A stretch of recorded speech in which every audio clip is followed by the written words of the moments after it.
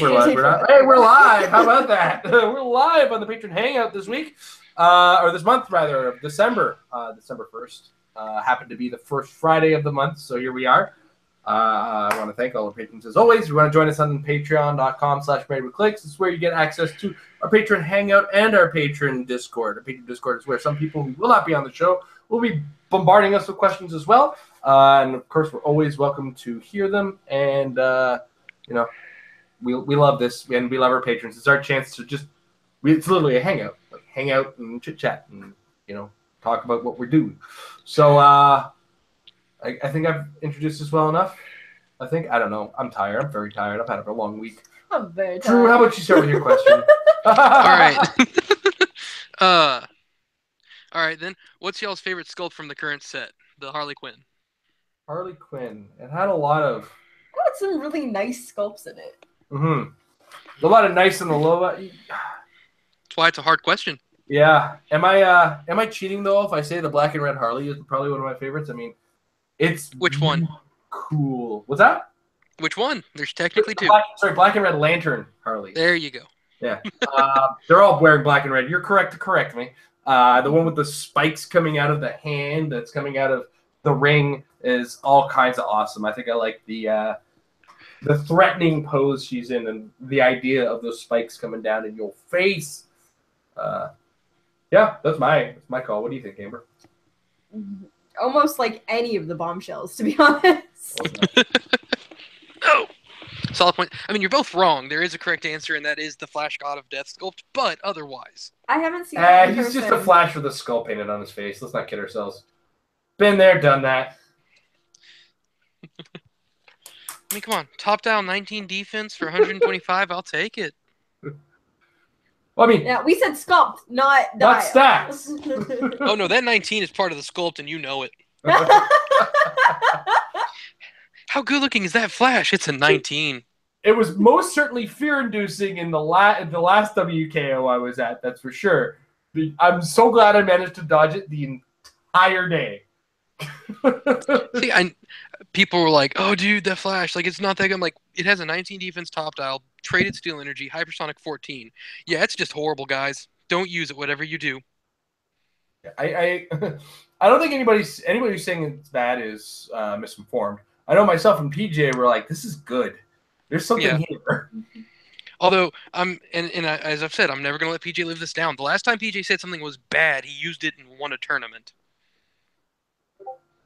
Now, does that prove it's not bad, or does that just prove that PJ's awesome? I feel like it's both, because I'm not going to detract from PJ. PJ is an excellent player. I was going to say, PJ does have ginger aura going for him. And True. I've had one match with PJ that I can think off the top of my head. One match with him, and it made me sweat, and I loved it. Because he's very kind. I walked up to the table, and he goes, hey, Drew, and I'm like, I know who you are. Why do you know me? I'm so confused.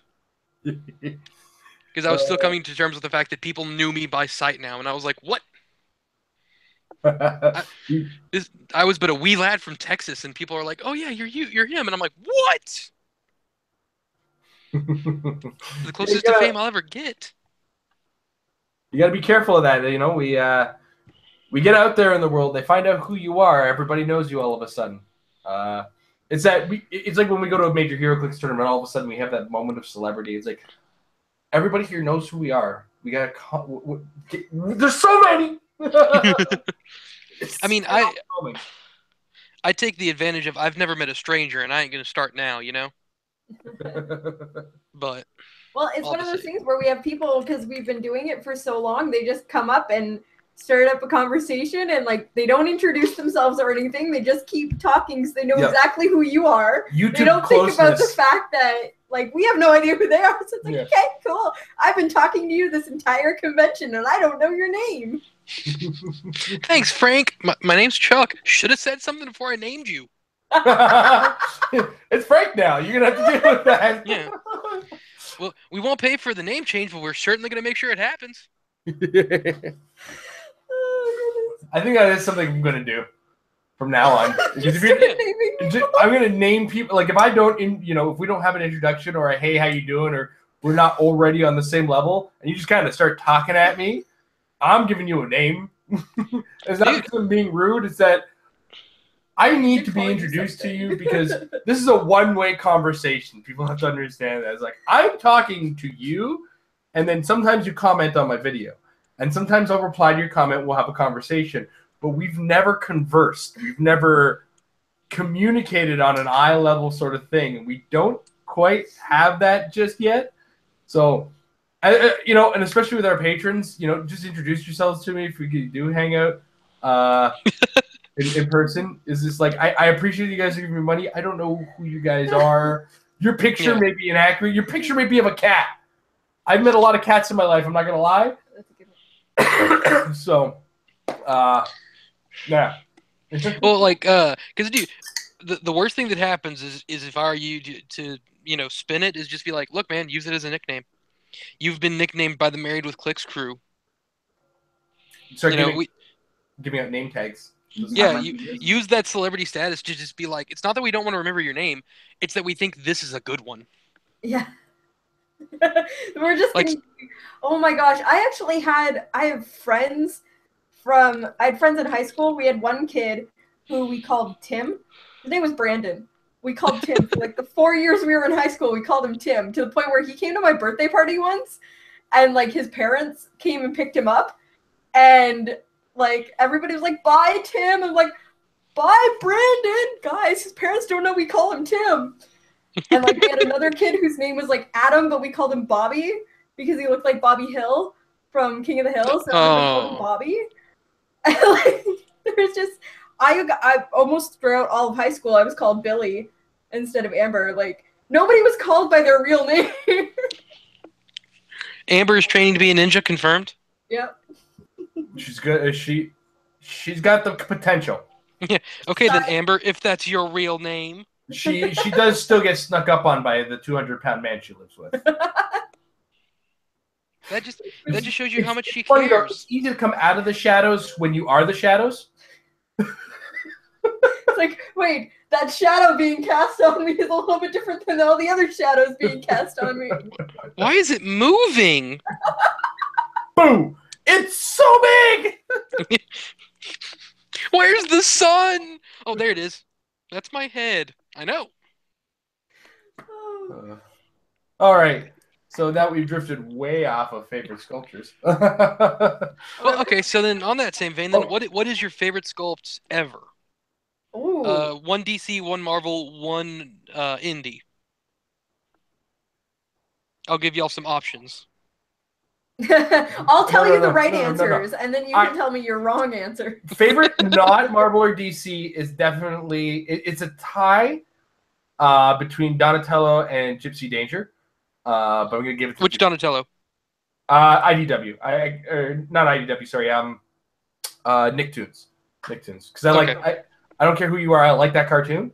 It's so good. And the IDW one just is kind of plain looking, to say the least. But I do love the comic, and it's going great. My favorite Marvel sculpt was a Doctor Doom. It was the Doctor Doom on the surfboard, Silver Surfer Doctor Doom. Love that sculpt. It's actually one of the few figures I've purchased because of the sculpt. And then as far as DC is concerned, favorite sculpt would be the Question from the Flash, because I like the brown trench coat better than the blue trench coat. Solid. What do you say? I think the original Dark Phoenix for Marvel is probably still my favorite sculpt, just because of like the huge Firebird, and then they got the little Jean Grey inside, and because it was a convention exclusive one, like the paint job was really well done, which is really rare at the time that it came out because it was like a 2005 prize. So like the little mini Jean Grey inside looked really pretty. DC, I don't know. I really liked the Validus sculpt, and for like no particular reason other than I loved having a giant purple monster where you could see his brain. Shut up! Shut up! Some comedy doesn't need writers. This is a kids show. No, it's not. Oh, sorry. The Patron Hangout is often filled with language not usually used on most of our shows, and does involve the consumption of alcoholic beverages. There, my disclaimer. No. I just meant we're all children at heart. Oh, okay. Oh well. Anyway, what was your? Did you already choose your indie? Oh right, indie. Not Marvel or DC, rather. I don't know if it was part of Action Clix or when they finally came into Hero Clix, but there is a Master Chief Arbiter duo. That's from the actual Hero Clix Halo. Okay, then yeah, the Master Chief Arbiter duo is just awesome. That is cool. I'm going for that. That's a cool for figure. my indie Clix. I can respect these options. But you were not incorrect. Yeah, no. This is a case where I'm not going to say there's a right answer. I've not been playing HeroClix long enough to correct you on that one. I'm just saying, though, I do really like the double fist punch Kirk coming out. Oh, yeah, the axe handle Kirk. Shirtless Kirk. I like that one, and I like Rook, because just being able to imagine the reason Rook has super strength is because he only gets one hand to pick up an object, because the other one has to hold Kirk. I like that. I like adding thematic things to sculpts and stuff like that. Could have given him. Did they give him knockback? They didn't give him knockback. They give him super strength. They gave him super strength. Yeah, you're right. That's true. Well, under these newfangled rules, you see. Well, to tell you what. I'm excited for the ROC, the judging panel thing. I really want to take the test or whatever they decide. I want to be an official judge. Yeah, I found out last year when we got the test all done up and everything and ready to go, and Patrick gave me a copy of it, and I was like, yeah, I can answer all these questions. He's like, you're part of the judge kit panel. You don't have to do the test. I was like, oh. Shh, don't tell people that. What? Then they know. To be fair, I'd argue that if anything, that means you should do the test. Right? I'm like, but, okay. What do I do if I get this wrong? Also, is it wrong if I choose that answer? Does Canada just work different? Is that how this is going to play? But this is Canada in combination with a man from California. Yeah. No, I know, but that's the point. Like, does that mean that Canada gets different rules than America does? Because that's just not fair. Well, we get our rules at 20% less on the dollar, so. Yeah. I'm sorry to hear that. Most of an answer. 80% of an answer. 80% of an answer and a whole bunch of taxes on top of it. Like how we answer our questions on the show, oddly enough. We give you some of the answers that you're looking for, and then we go off on a big tangent. Like, for instance, asking you about sculpts and then somehow getting to Amber being a ninja.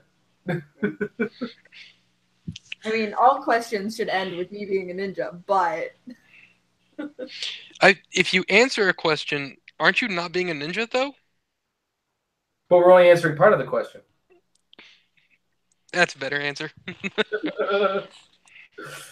All right. Gonna jump into the Discord for a second because we're getting a whole bunch of things in here.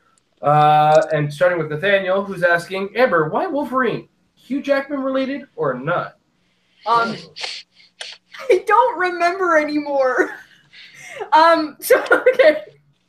So when Logan came out, they mentioned how Wolverine, Hugh Jackman had been Wolverine for 17 years. And I was like, wow, that's more than half my life. When the first X-Men movie came out in 2000, I was 14.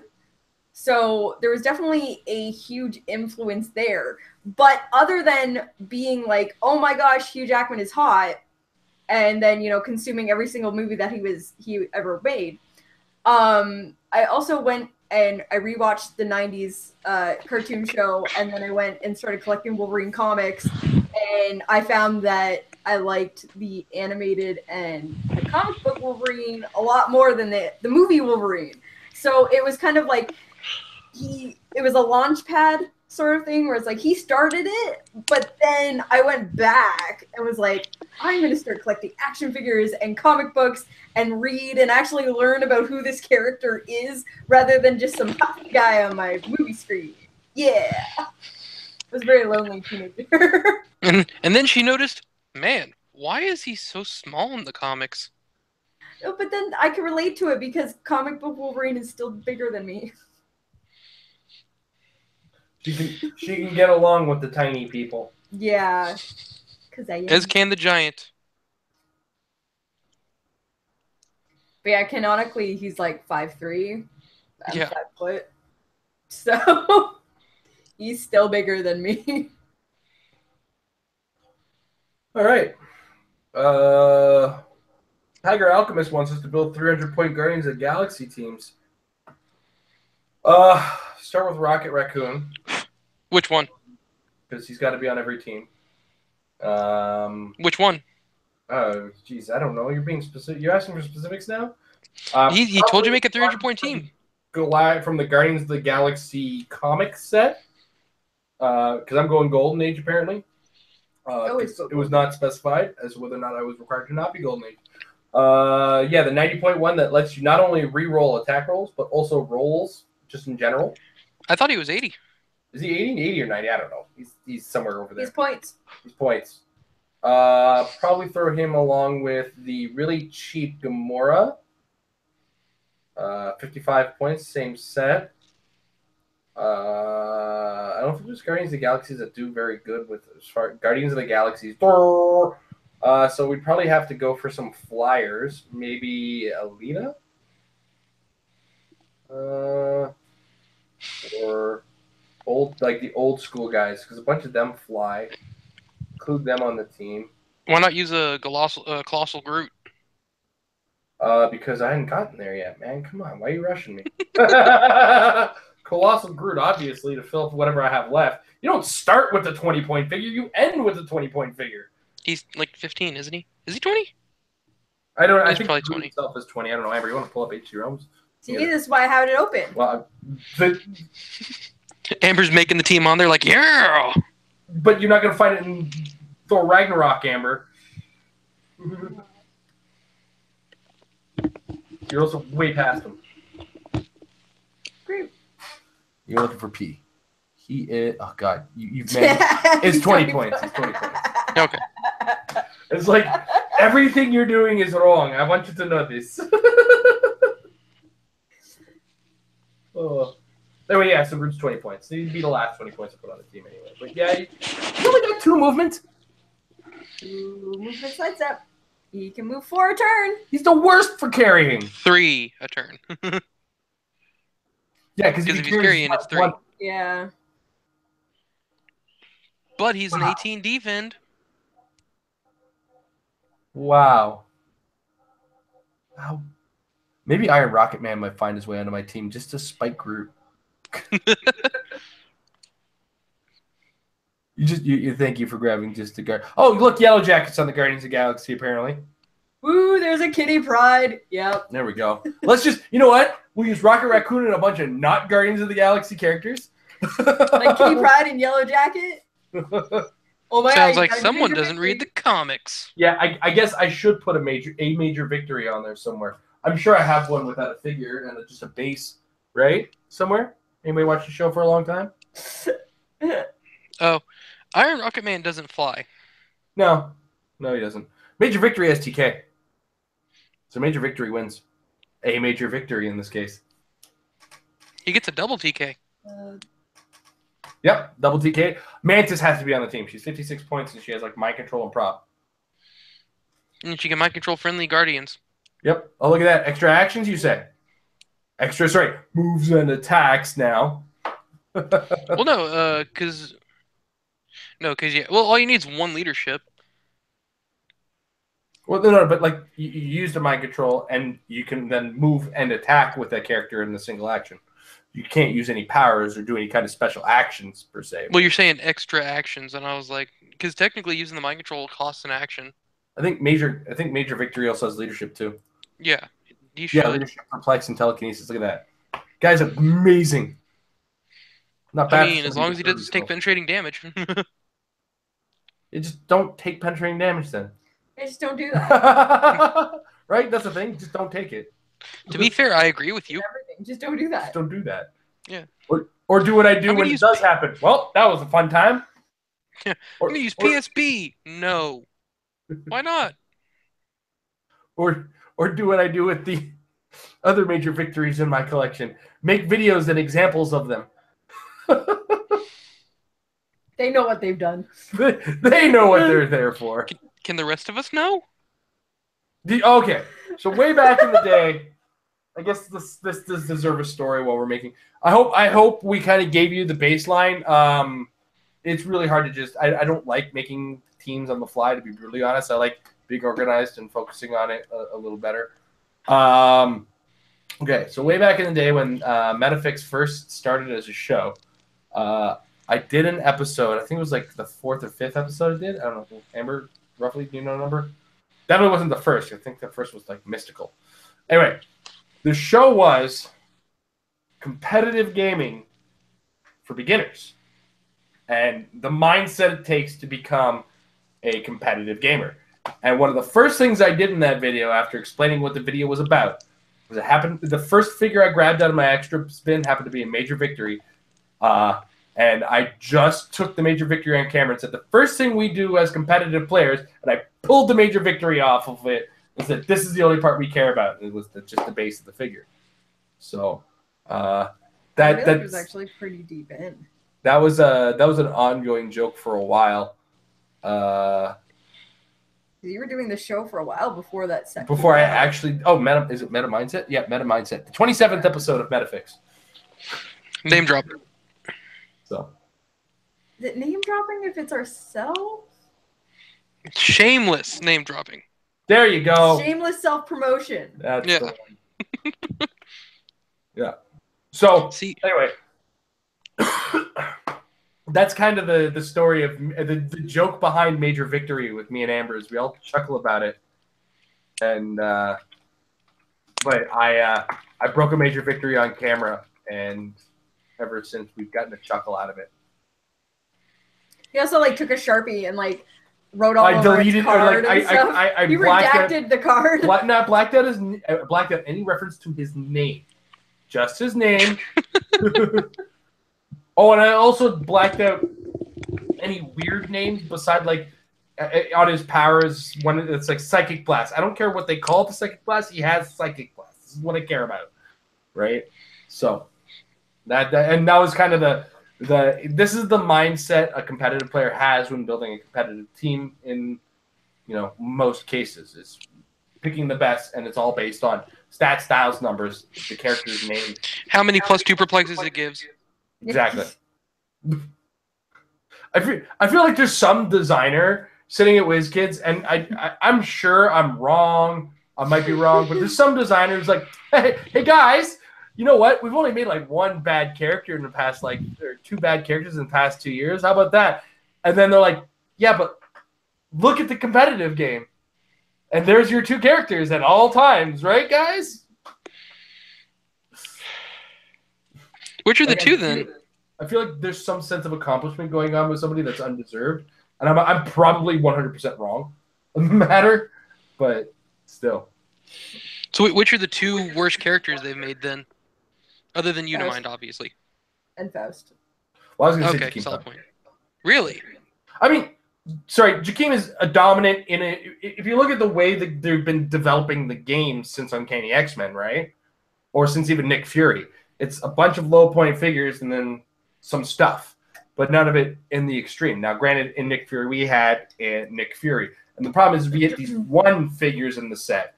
And we've gone from, if I was to redo the math on what we're using in sets in fair comparison, most of any kind of variation coming beyond what's going on the teams is coming from ID cards for the most part. So if I delete what's coming on the ID cards, there's maybe a 1 or 2 figures per set kind of penetration rate as far as competitive play is concerned, right? Whereas last year we had a 10% average, but that average was also increased by Age of Ultron, which had, I think, a 25% average out of the set. And that's because 25% of the set was named Ultron and was, as a result, at some point used to bring out a character with an ID card.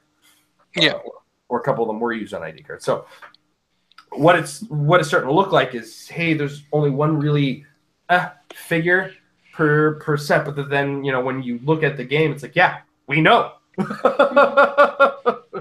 Well, so would you say Harley Quinn has kind of broken that mold, or would you say it's added in the to fact it? that almost none of it is going to see a lot of play? Yes. Yeah, I understand what you're saying, yes. It is probably going to break the mold, or it's going to seem like it breaks the mold until rotation, and then we got to see which of these chases, specifically in the Flash and Lex Luthor, do find their way into the game. Well, I think counting the Secret Six out is a bad idea right now.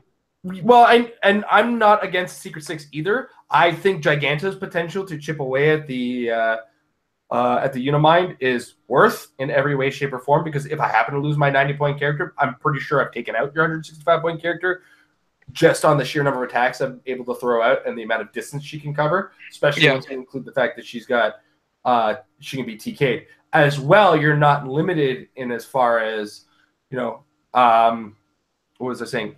You don't have to build with 6 characters on your team. You can all of a sudden have 6 characters at one point, and now you got your Secret Six triggered. So, well, because the other thing was, I think King Shark deserves respect and demands a tithe of some sort. Demands your respect. He does, but he takes more work than, say, Giganta does. Yeah.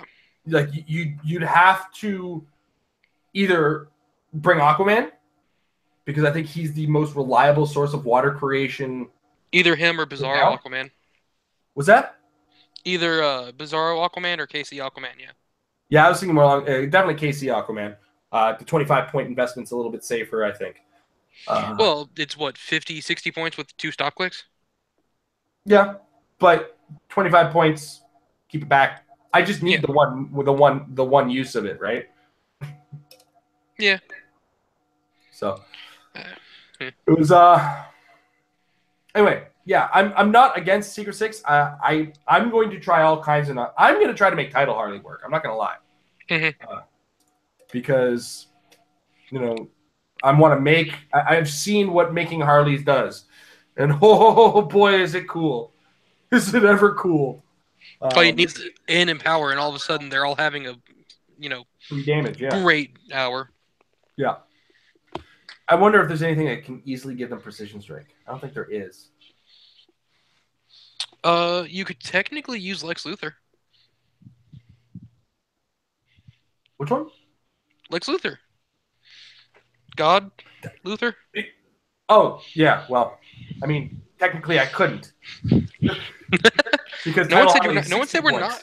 You didn't say we're not in 400 limited. The best, competitive. It's not what I'm thinking. I don't generally think 400-point limited, and I don't know if 400-point limited is the standard going into the next Rock season. So. I know, but it's super fun. Do the Harleys have range? 3 range. That's right. You heard me. The Harleys have 3 range. They're very bad with guns. Renee Montoya, if she uses her PD ability.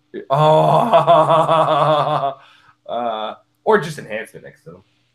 Enhancement or empower. There's enough cheap sources of those. Heck, there's one cheap source for both of those. Ook ook. Hologram monkey. Yeah, but he's about to rotate. That's the other thing is I'm eagerly awaiting rotation to see what the new ID card fix is going to be. Yeah, I want to. Well, I mean, the new ID card fix is going to be they're all gone. Welcome to the X-Men and maybe a couple cons. So, can't argue with that. Because it's going to be both harder and easier to deal with Unimind. Yeah, because Nighthawk Prime is gone. Yeah, but now now you can't Fury or Ollie his defense and just kill him. Mm-hmm. It's a two-way street. It's like, yes, I can use all these tools, but I'm losing all these tools. So all of a sudden, we all have to rely on Forge now? Well, the other thing I think is it's going to bring in a lot more tentpole accessibility. I don't like that. I mean, we already have Bill. The which? Beta Ray Bill. Oh yeah. Yep. We'll see what the future holds. It's one of those things. I mean, I'm anticipating a Forge ID card with 25 ID cards in the X-Men set. So Yeah. I would be surprised with 25 ID cards if they didn't do a Forge. If somehow Beak gets an ID card and Forge doesn't, you're going to hear some kind of fuss. I will be running through the streets. If there is a Beak ID card, I will be running through the street. Everybody in my neighborhood's going to think I'm a freaking weirdo. But it's like, I will be running through the streets celebrating that Beak got an ID card. I'm going to raise you. I think if Beak gets a HeroClix figure and Forge doesn't get an ID card, you should run through the streets. I'm okay with that. I'll probably throw something in the air, I'm sure. I want to know what the pull rate and where these ID cards are going to be. Like, because World's Finest had about 24 ID cards. 3 of them, though, got packaged with 3 or 4. 3 got packaged with the teleport, right? No, 5 got packaged with the teleporter. Well, okay, so that's even better. So 19 were actually elsewheres. And, of course... So I don't remember. Was there an ID card in every booster? Nope. Okay. No. No. So I think it was in every like 3. If you're lucky, yeah. I think it was like 3 ID cards per brick. Yeah. Is there like super sorry, level? between 2 and 3. Between 2 and 3. That's gross. Yeah. And because of the sheer number in World's Finest, they jacked up in price fast. So if they're not like on a per pack basis in X-Men, we're going to see the same thing happen in X-Men that we saw with World's Finest. The prices are just going to shoot through the roof. On the upside, now is the best time to learn how to play without ID cards. I mean, the other thing is you can still pull them in packs. So, I mean, it's not that they're going to be the ones you're looking for are going to be expensive so long as you don't pull them. That's kind of the mindset we go in with. It's like, okay, if we don't pull this, it's going to cost us a lot of money. Can we play without it? Maybe. Okay, whatever. Right? Just start rolling the dice. Yeah.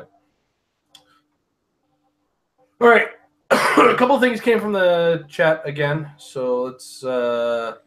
Which one did you want? There's one up there. Here. Okay.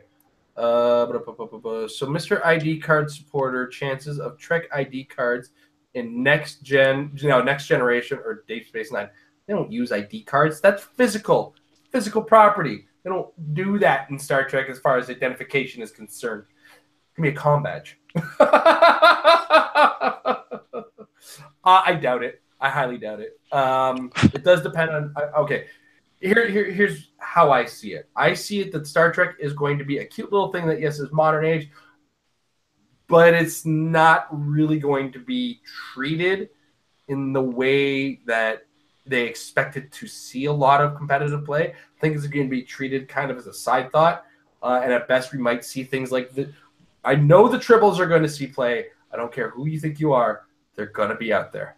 Tribbles are going to be seeing competitive play. They'll help trigger Secret Sixes, right? They'll help ID card counts go up. They can do so many things that competitive players can use those 5 points for and direct their attention somewhere else. But as far as ID cards are concerned, I'm on the heavy doubt side, but I could be wrong, and we could see something like comm badges, or we might actually see some form of ID cards in the next 2 because they are actually attached to the uniforms in the game, so it makes some degree of sense that they have something that represents them be able to call in. And then, lo and behold, our next resource is the transporter room. I'm going to ask you to politely shut your Canadian mouth. They don't need more ideas. Drew, get with the program, man. I'll say it. I'll say it now. I'll say it again. I didn't need ID cards to win Texas. I don't need ID cards to win Worlds.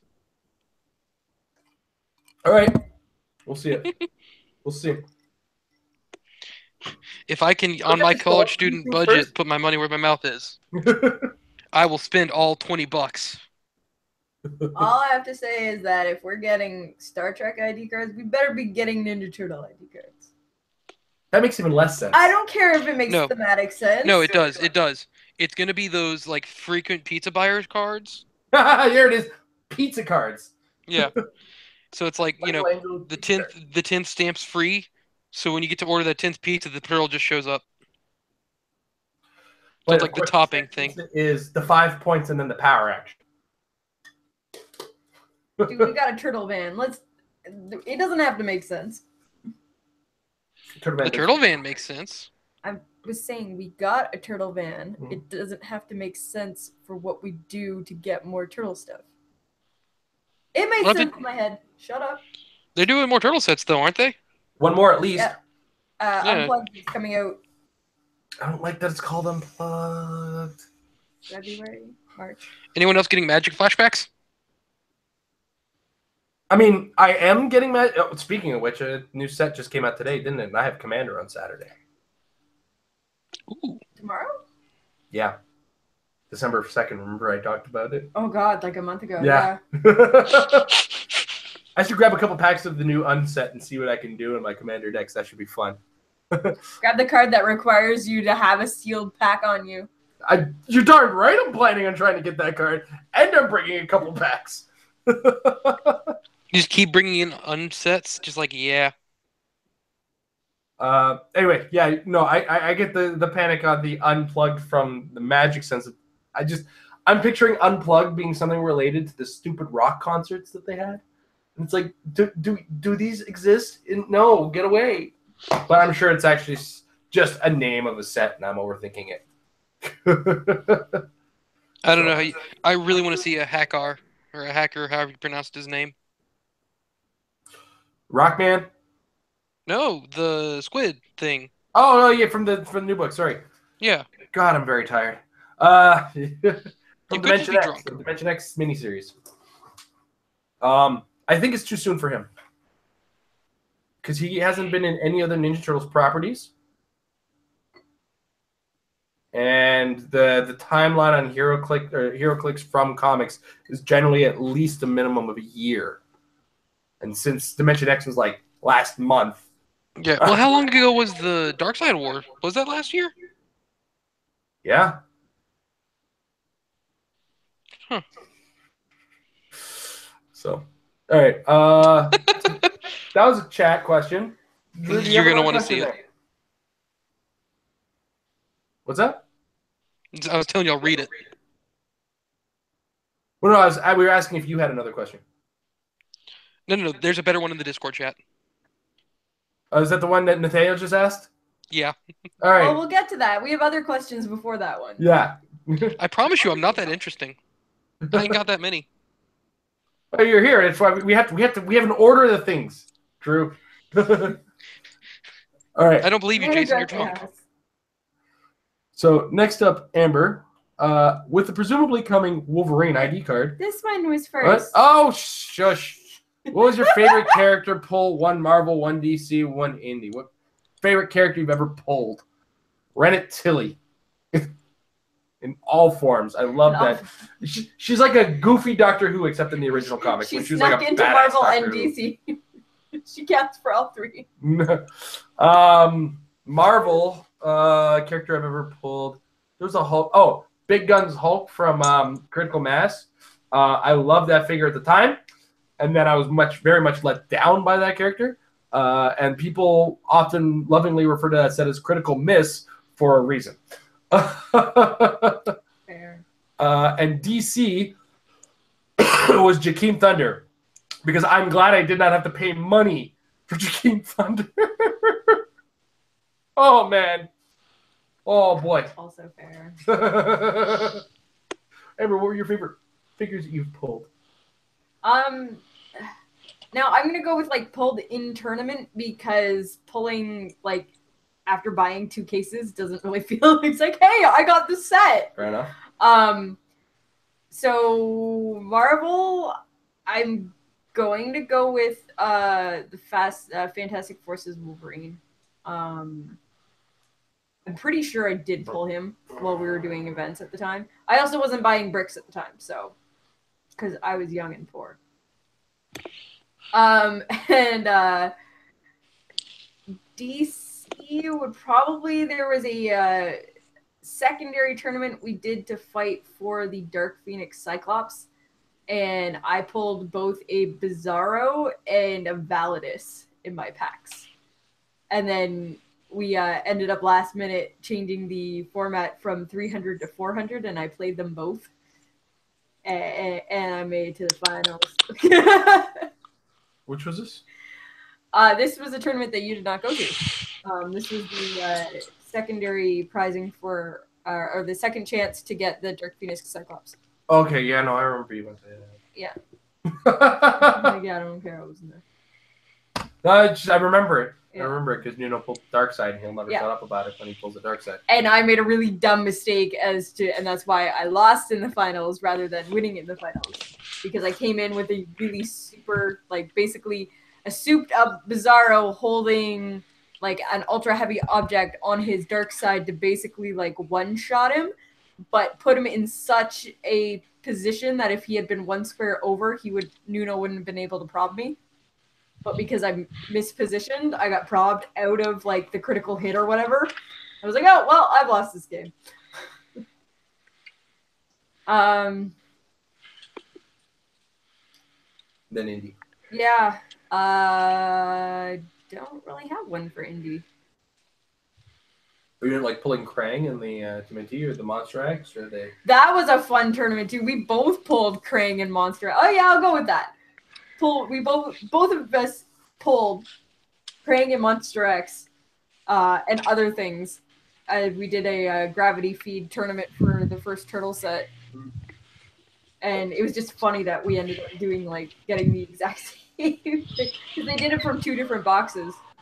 There's also the Ghost of Abraham Lincoln that we pulled from our second undead box that we bought at random at Rock World just because we wanted a second box of undead. I thought that was pretty cool. That was it. That was my form. Like, when I don't have to buy things and I pull them, that makes me happy. Yeah, when you get the high rarity stuff and it's like, oh, I pulled this. Yay, now I don't have to. It's like when we got like 2 or 3 of the Elseworlds Dark Knight Returns Superman. Dude, I was able to trade for almost all the chases in that set because of that. In fact, I think we have all the chases in that set, don't we? Possibly, no. No, we're missing the Batman. Batman. And I just refuse to pay the prices that people wanted for him. I should check and see if that's gone down.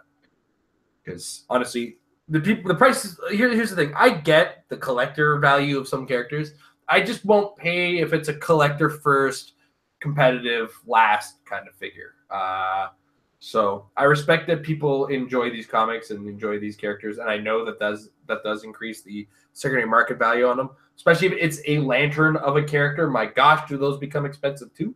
And that's if a character who's not traditionally a lantern, so like a Batman lantern, or in the case of Harley Quinn, we had a yellow lantern, a black and red lantern, and a green lantern Harley, and they're probably all going for more money than they're actually gameplay worth. But that's fine because there's a demand for them, so I'm not gonna poo-poo that. I'm just gonna wait until the demand from the people not playing the game goes down, and then I can start kind of swooping in and grabbing things. I'm cheap. What can I say? I buy enough of this. I'm allowed to be cheap somewhere as far as my spending is concerned for HeroClix. I've just spent, what is it? 60, 120. Nope, that's more than that. Sorry, 70, 140, 175 on WizKids Opens for myself and Amber. That's 3 of them. Two for Amber, 3 for me. So, these, money is a thing. I didn't need to know those numbers. That's all right. I mean, I made it worth it, right? Oh, yeah. Winning 2 out of 3 goes a bit of a way, right? So. Top 8ing the other one. By accident. Complete accident. Like, if you watch my top 8 matchup against Patricia, you know darn well I didn't deserve to be in the top 8 of that tournament. But it's like, and I thought it was being a nice guy telling Trevor, you should probably drop before the top 8 starts so you can get out of here and let whoever wants to keep playing get in. Mm-hmm. I didn't realize I was in 9th going in there. I was like, oh. I was like, oh, whoops. All right. So next up, Tiger Alchemist. With presumably, this one's specifically for you, Amber.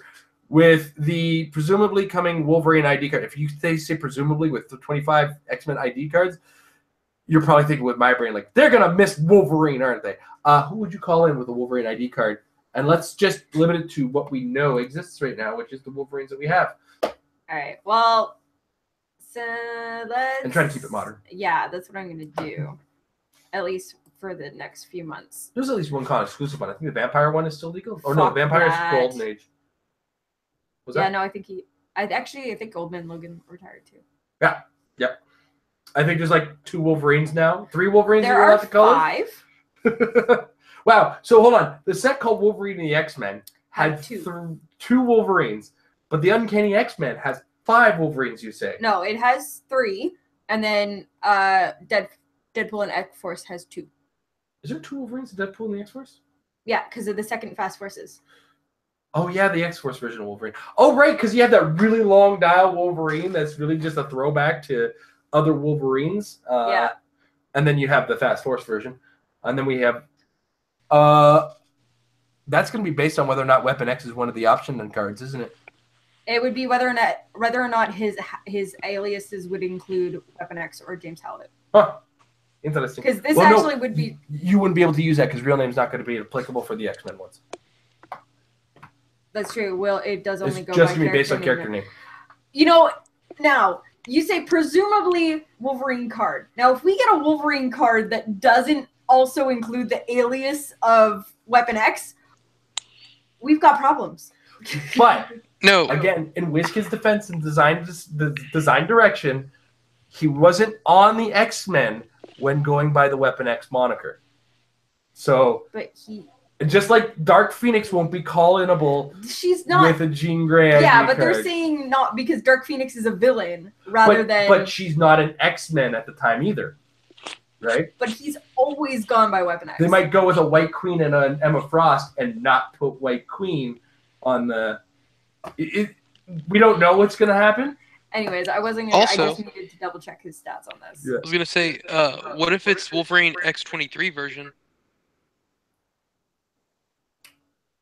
Wolverine X-23, as long as the word, I guess it'll be, if it's going to be based on character name. As long as they call her Wolverine, then we wouldn't have a problem. Or one of the alternate names is X-23 on the ID card. Yeah. There's a 50-point Wolverine. Yeah. That's probably the best one, would actually be the common from Uncanny X-Men. 50 points, top click, 8 movement charge, 10 attack blades, combat reflexes. I mean... I think the uncommon one is a really good one, though, too. Actually, yeah, because we're only looking... We really only want to look at the top click. I mean, it's no... You get 1 extra movement on your charge. That could be worth it. True. And his blades, when he does, the minimum D6 result is his printed damage, and if the result is 6, place a heal token. Okay, the heal token won't matter. Well, it kind of does, because that can... -1 now. Yeah. So this would be printed. That would actually be printed. So, yeah, actually the uncommon's probably the best one to just pull him in. But he's 115 points. So, 50 points if you want to just have a nice, small little brawler. 115 points if you if you don't mind that you have a character that's going to be spending an action to call in a Wolverine to do a lot of damage. Isn't Mistress Death like 120? She's 100. She's only 100? Wow. Mm-hmm. Okay. I mean, Unimine's what, 150? So there's that. Yeah, I guess well, if that is the gold standard, if that's something that we're just going to now, where everything is just like, well, Unimine can bring it in. Not on my channel. It's not where we go. All right. Never said I was happy about it. Neither did you. I'm too stubborn to let that happen. I'm not going to let him become the only standard, and you know me, I don't play that. I feel like the one time I have played to the meta game, I did okay, but I didn't like it either. So I feel like, I don't know, it's going to be a weird season for me if the Unimind does continue to dominate. Going into Canadian Nationals, I'm still I want to see what we have, but I'm not on the can't beat him, join him kind of thing just yet. I'm not giving up yet. I mean, till the day he rotates, Jakeem, baby. I don't care about Jakeem either. Devil Dinosaur till he dies. Yeah, I enjoy Jakeem. That's my defense. Oh my god. Oh my god. Getting to click number 2 on the round table, having a Swordsman ID card on it with Harley coming out. They already got Flurry. Have blades. Have blades. All right. Next question comes from Nathaniel. And Drew's been drooling to hear this question. I should make it wait a little longer. So excited for this. So you want to get done and over with too. He asked Amber specifically, how close were you to requesting divorce papers for Jason knocking you out on your birthday? Well, I'm going to go get another drink before you answer. In a HeroClix tournament, let's make sure that's also said. Yes, yeah. This is a hero. Mama said, knock you out. It's an entirely different type of birthday spanking. Go ahead and answer, Amber. It was definitely the joke that everyone made. So going into this, I had finished the third round. I was 2-1, and I had 695 points or something like that. And I thought I was low on points. And it turns out I actually had the highest amount of points with the 2-1s. And Mike White and Jason just finished their game. And I believe that was, Jason, was that your first loss, was Mike's? That was my first loss. Yeah. So that put him at 2-1. And I was like, oh no, Mike, how many points does he have? And he's like, oh, well, he got like 45 or like 55 in that game. I'm like, no, Mike, how many points does he have? And he's like, oh, well, I think that puts him at like 645. And I'm like, oh no. So every time someone finished their game, I went up to him and like, what's your record? How many points do you have? Because at that point, like before we even got to the fourth round, I knew I was facing Jason just on record alone. And so like I was desperately trying to find someone who is in between our points so that we didn't have to face each other. And we ended up facing each other, and then everybody was apologizing, and they're like, it's what the win said. I'm like, yeah, it's what the win's supposed to say. Like, that was our records. We're supposed to be fighting each other in this round. As much as we hate it, this is supposed to happen. And then I also had, like, a severe disadvantage going into it with me having the Shazam and him having the Wonder Woman, which his Wonder Woman is designed specifically to take down my Shazam. So, like, I knew before we ever even started playing that I had lost that match. So it was just a matter of trying to, like, grin and bear it, because there was no way I was walking away with the win. And I knew that whoever won that was in the top 8. So, the unfortunate thing is that it never seriously got to the point of requesting divorce papers. It was just the joke that kept going around. But no, the unfortunate part was halfway through the match, I had a panic attack. So after the match was done, I kind of had to just go and cry, which was kind of, but unrelated to the actual match, was that I had to calm down from the panic attack. And then a girlfriend of mine who didn't get into the top 8 either, at least in that tournament, she was like, let's do your nails for your birthday. I was like, okay, let's go do nails. Let's go do girly things while the boys finish off the top 8, because fuck them. So yeah, that's how that went. But I mean, I still had a good birthday, and I still have yet to actually beat Jason at any point that we've actually come up against each other in the tournament. So, I mean, it's nothing new. Just kind of has that extra sting that it was for a top 8 placement, and it was my birthday. That's the second time we've been on the bubble match. Only the last time we were on the bubble match, if you won, neither of us were getting both to the top not 8. going to make the top 8. Yeah. So what I'm hearing can all be summed up as Jason had the high ground. I had the high ground, Anakin. Or at least the height ground. I perpetually have the high ground on Amber. Yeah. Even when she's on a stepping stool. She was so angry afterwards, though. So angry at me. Like, I needed him to go away. So angry. Like, I don't know where she wanted me to go. He needed to go away. She was so angry at me. like the way I looked at it now, it's like, well, now I have to win. Yeah, it was one of those things where it's like, okay, I'm not in the top 8, so now you have to go win the whole tournament because otherwise, go sleep on the couch tonight. So I won. I mean, I won thanks to a roll of a 6 on a title Harley in the final, which just turned the game into not a game anymore. But and then on top of that, because he was in the finals and it went till like 10 o'clock at night, I didn't get my birthday dinner. We had to go straight home because we were like 2 hours away from home.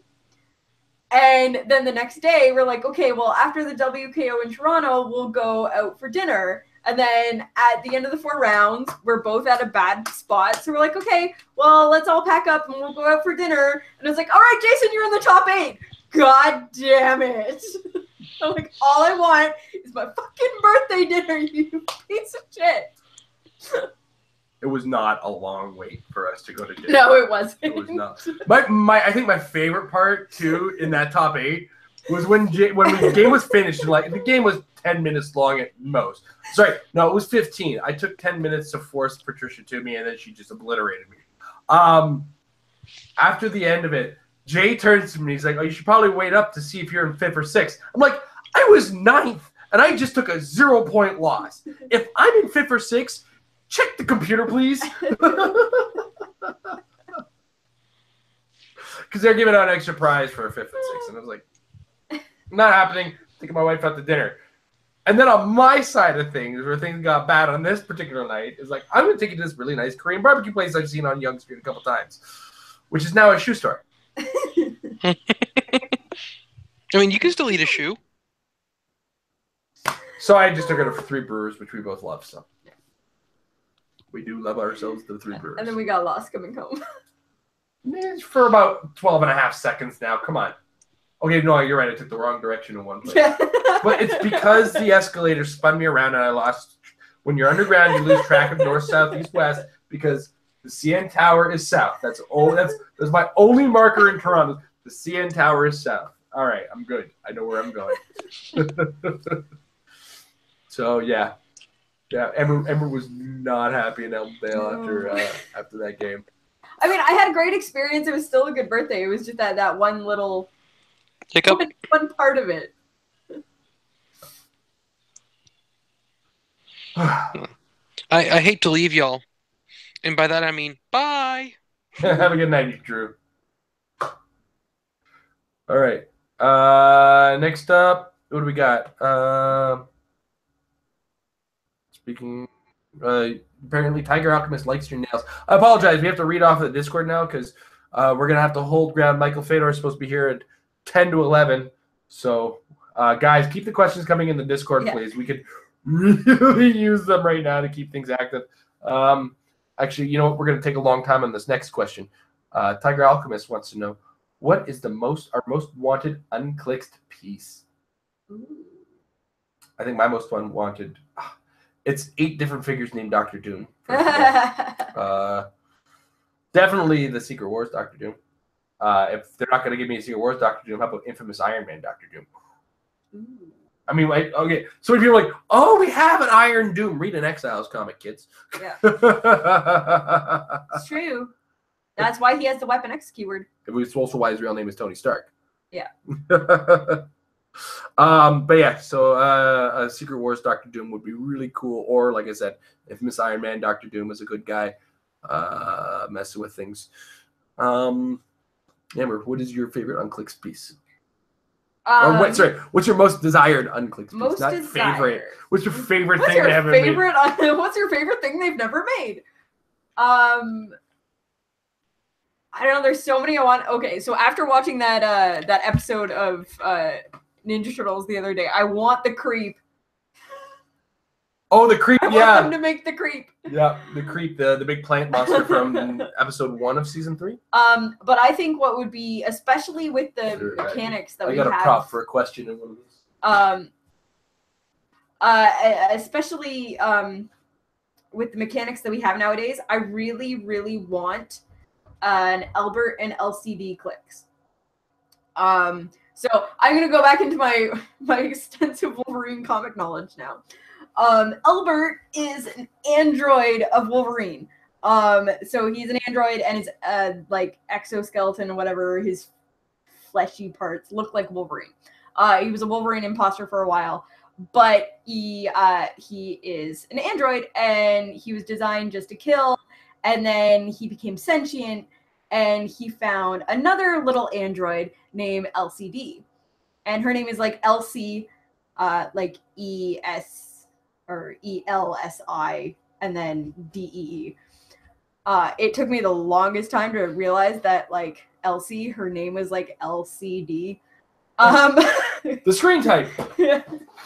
But yeah, and then she is like this little girl android who like teamed up with him and like basically gave him his soul and was like, you don't have to just kill people, you can be like whoever you want to be.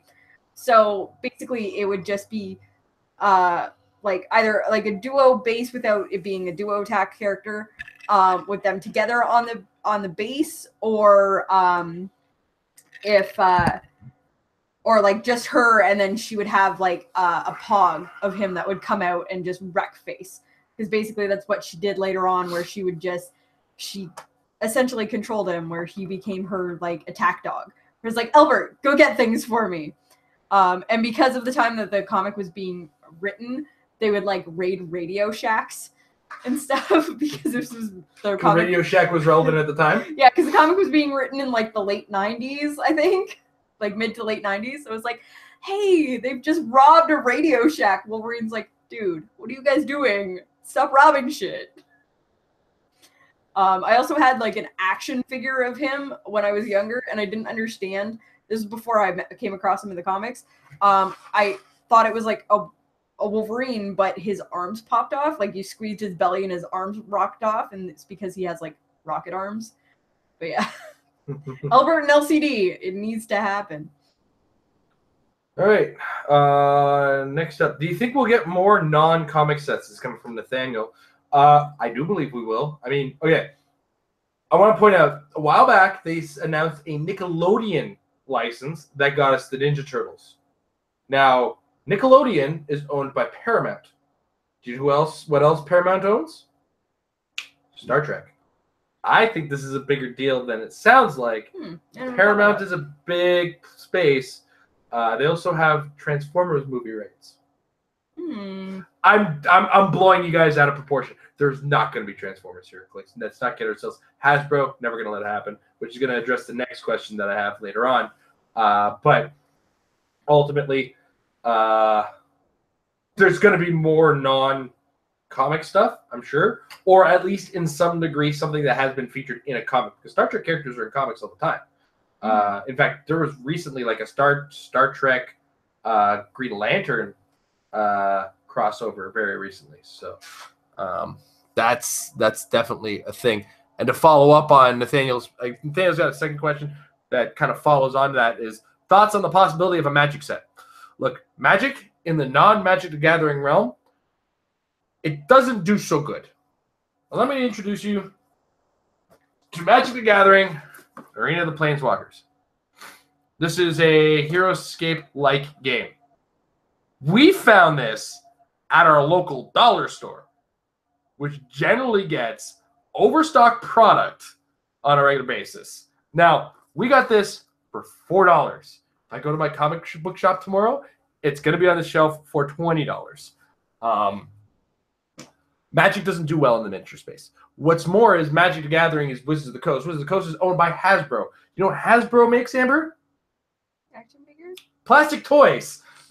Are they going to let another company manufacture plastic toys based on their properties? Nope, not going to happen. Never going to happen on that note. As well, they're also a board game maker. Now, the deal they have with Magic the Gathering, or Wizards of the Coast rather, is going to be along the lines of something that Fantasy Flight. WizKids is becoming another leg along the lines of Fantasy Flight. They're making their own board games based on properties that already exist.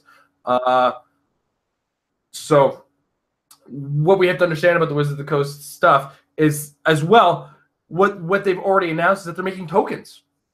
Plastic tokens. And those of you who play Magic know tokens are just things you put on the board because a card or effect has given you tokens. I mean, it's going to be neat to see maybe some +1/+1 counters or some goblin tokens made by WizKids. But I don't think we're going to see Magic HeroClix. I just don't think it's going to happen. I think it's wishful thinking at its finest, and mostly because of that idea that technically, when it comes to collectible games, Magic the Gathering is compared on the same lists as HeroClix and does result in some competitiveness as far as that's concerned. When you combine two things that are competing, the companies don't tend to get along. But, Yu-Gi-Oh! Clix existed for a couple of minutes, so I might very well be wrong.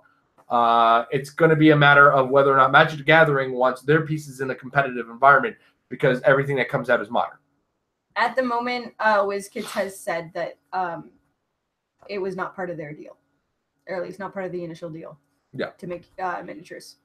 So, again, Hasbro has its own wing of things to do miniatures with. I don't know what the token party is going to look like or what the ideas behind it are. I look forward to seeing what WizKids does with the license, but I don't, again, not HeroClix related. I'm positive on that one for now. Amber, is there anything you want to jump on those two questions? Or Nope. Okay. Tiger Alchemist wants to know what your favorite comic is. Surprisingly, not Wolverine. No, my favorite comic book series is actually Exiles. Sliders with X-Men. Yeah. Man, I've been giving away so much about my childhood lately. The weird kid, guys. Ongoing right now, the Teenage Mutant Ninja Turtles comic by IDW is blowing my mind. Like, it is so good. And it like, you don't usually get oh my gosh moments, but the end of issue 75 was the first real big oh my gosh moment I've read in a comic book for a while, where I actually went, whoa.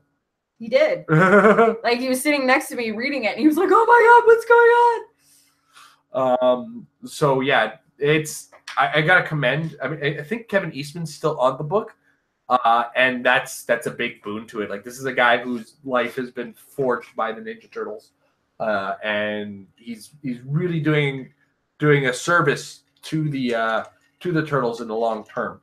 Though at times when you look at it, there's moments I find where I stumble into, like, have I stumbled into some furry fanfic? But for the most part, it's generally just a really good story and a really good book, because they tend to drift away from that stuff before they get into that kind of territory. So all in all, Ninja Turtles has been probably one of my favorite books recently, and I'm kind of glad that IDW is doing making such a wonderful love letter with Mr. Eastman with the book, and I'm glad that HeroClix gives me my TMNT fix as far as that's concerned. All right. Next up, Tiger Alchemist has two questions. Since WizKids is starting to schmooze with Games Workshop, what Warhammer 40K included piece would you like to join HeroClix? Well, while it's not going to happen, let's see a Bloodthirster of Khorne. There, I said it. Now it's not going to happen for sure. So, Amber, you know what Bloodthirster of Khorne is? Picture a Balrog. Now, instead of just a whip, it's got an axe. And that is a Bloodthirster of Khorne. That's pretty cool. Pretty awesome, actually. And that works in both Warhammer and Warhammer 40K, oddly enough. Very interesting the way they make those games. What else would I do from the Warhammer game? What's your knowledge of Warhammer? Space Marines? That was a video game, right? See? I mean, it would be neat to see them try, but it would have to strictly be like hero level characters with occasional commons made up of like generic Space Marine with Invulnerable and generic Imperial Guard Trooper with One Click of Life. But I think for reality's sake, let's say we got the fantasy game. There was an a Dwarf Slayer who walked around, Felix and something. It was a Warhammer fantasy. It was a Dwarf Slayer and like his bard / poet.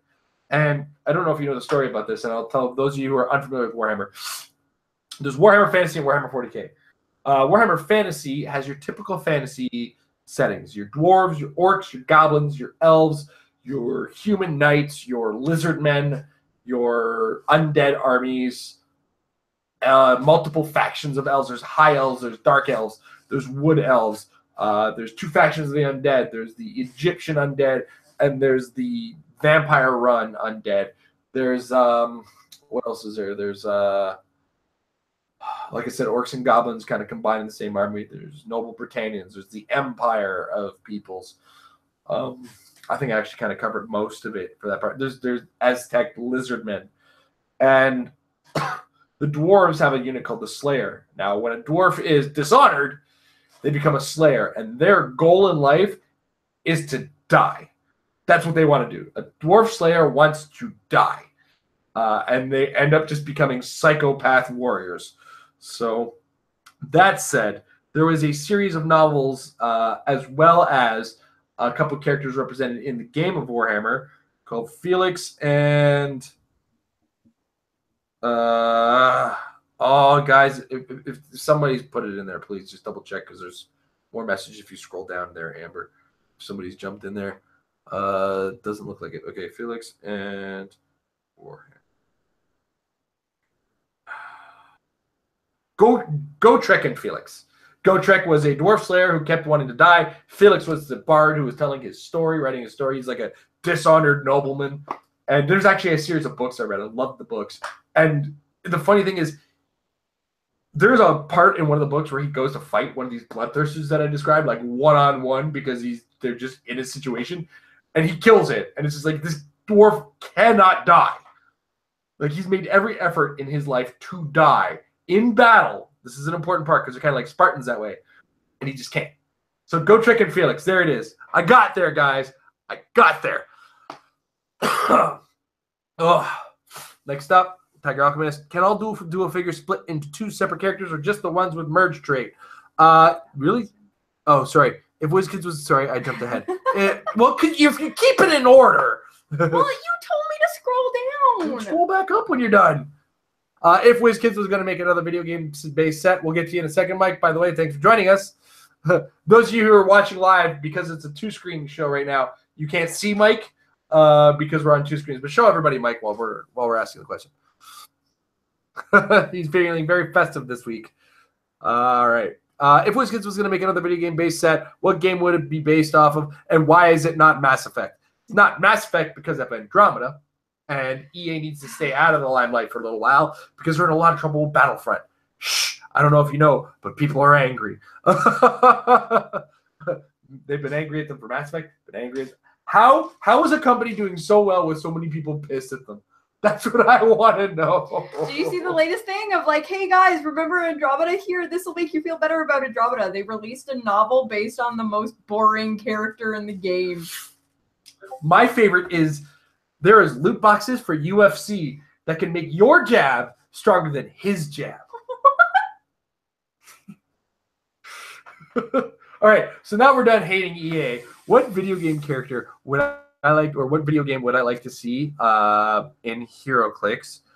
I think there's, I was thinking about this answer when I saw the question too, and I realized, like, I was saying to myself, there's enough characters now with the number of games that they have, and I've totally forgotten what it was. Man.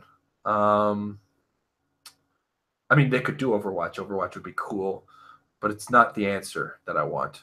It's not my answer. My answer was something. My answer was so cool, and it's gone now. Amber, what is my life anymore? What are the series? Okay, so it's not Gears of War, even though I love Gears of War. Maybe it's a series I own. Amber, do you have an answer while I'm trying to figure this out in the background? Well, I'm sure you already know my answer. I'm sure they already know my answer. I'm sure I've gabbed about this enough. Yeah, we've answered this question before sometimes. Like, if it's not Mass Effect, everybody knows. Oh, I know what it is. I know it's Super Mario, right? Answer the question.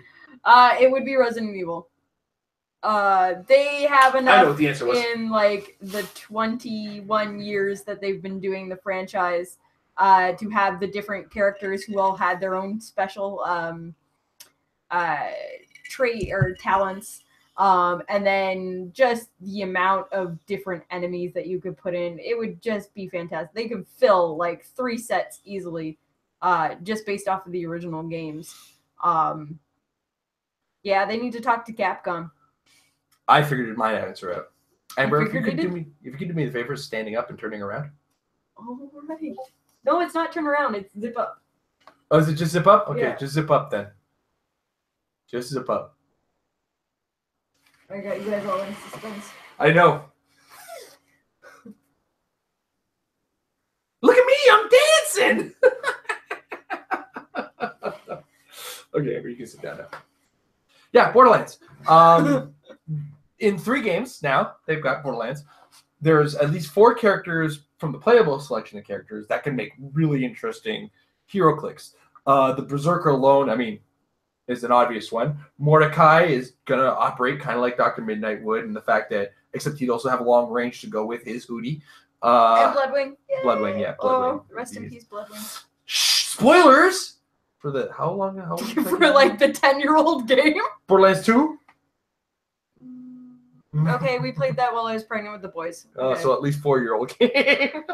I mean, geez, Lilith, heals and phasing, right? And what was the 4th character? It was the soldier. Soldier. Rowan. Yeah, and then in the 2nd game, we have the Gunzerker. If that doesn't get shooting flurry, I don't know what does. You also have not Lilith, but the other Siren. I forgot her name. They give them base names, and I forget what they are. You have the other version of the soldier, Ajax. Axel. Axel. And you have the 4th in-games character base, which was... Oh no, we didn't play those ones. I know. We didn't play Axel, and we didn't play Zero, the assassin, the ghost. Yeah. And then there's the Mechromancer. And then there's the pre-sequel. And this is just the base characters. Like, you can almost do a 5-figure set out of this set. Yeah. Because then you've also got the Sheriff Nisha, the Gladiator, Athena, Handsome Jack. I mean, and that's the bad guy from 2, right? The Claptrap. What else is there from the pre-sequel? We have to finish that still, actually. Yes. Then there's the Psycho that you get to be. That's from Borderlands 2. Yeah. This is just playable stuff. Then there's the actual characters. If Scooter's not a character, with a power that says catch a ride. Catch a ride. Basically overdrive, right? Yeah. So yeah, Borderlands, beautiful.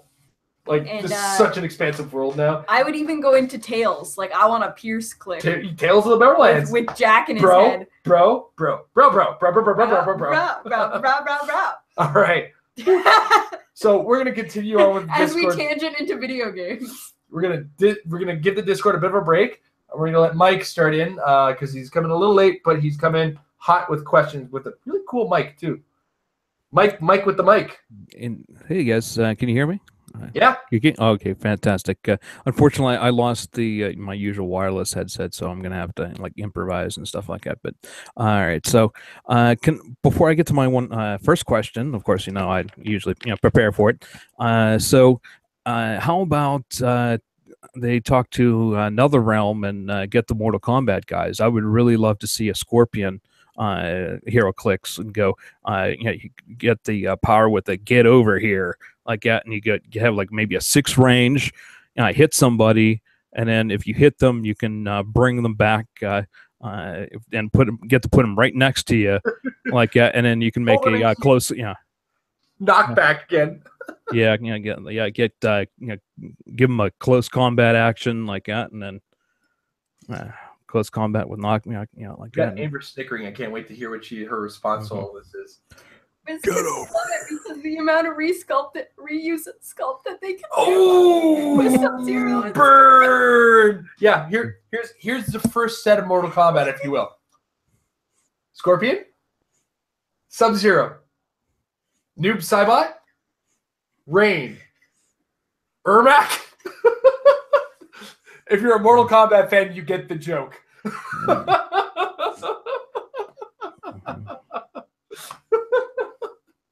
Legitimately laughing so hard right now. Reptile. Don't forget Reptile. Hold on. There's more, right? There's more. Oh, Reptile. Reptile. There's another one. Mm-hmm. Do I have a copy of Mortal Kombat handy? Maybe it's got a list of the. Okay. I'm just beating the joke into the ground. You get the point, though. Set 1 is like 6 characters in the same outfit in different colors. just for safety's sake. That's the Fast Forces. That's the Fast Forces. Get out of here. Amber, you're being mean to the hand. Don't bite the hand that feeds us HeroClix, man. Gosh. All right, what is your actual question? I didn't do very well in the WizKids Open last month, so but I did walk away with this sweet gem. Yep. Again, so that was awesome. So that made me think, because I saw the announcement about they were going to have like 24 X-Men ID cards. And I want to know what you guys can speculate on about. Are we going to see, like, how many do you think we'll see in a brick, divided up? And like I said, it's only like one less, or one more than the world's finest, or so. Like it. So at minimum, we need the world's finest numbers. Yeah. At bare minimum, I think if they want to do a good faith act, put more in the bricks. Even if there's more commons printed, whatever, give us more ID cards, because ID cards are super flexible and the commonality of them doesn't necessarily matter as long as we got figures we can use with them, and those figures are reasonably good. Like, one of the best ID cards right now is a common ID card, and that's the Green Lantern or Green Arrow one, right? And then in addition to that, you could get the ones from the Justice League Teleporter. They were all readily available and right out of the box. I think with 25 being the number of ID cards that we're going to, oh my gosh, it's a lot of ID cards. And one of them's already covered with Colossus. So we're not going to see that in the set, right? So with 25 there, please put something in the Fast Forces. Please, if you're going to make a resource like a Cerebro, please pack some in there like you did with World's Finest. And then if you're going to give us a World's Finest rarity, fine.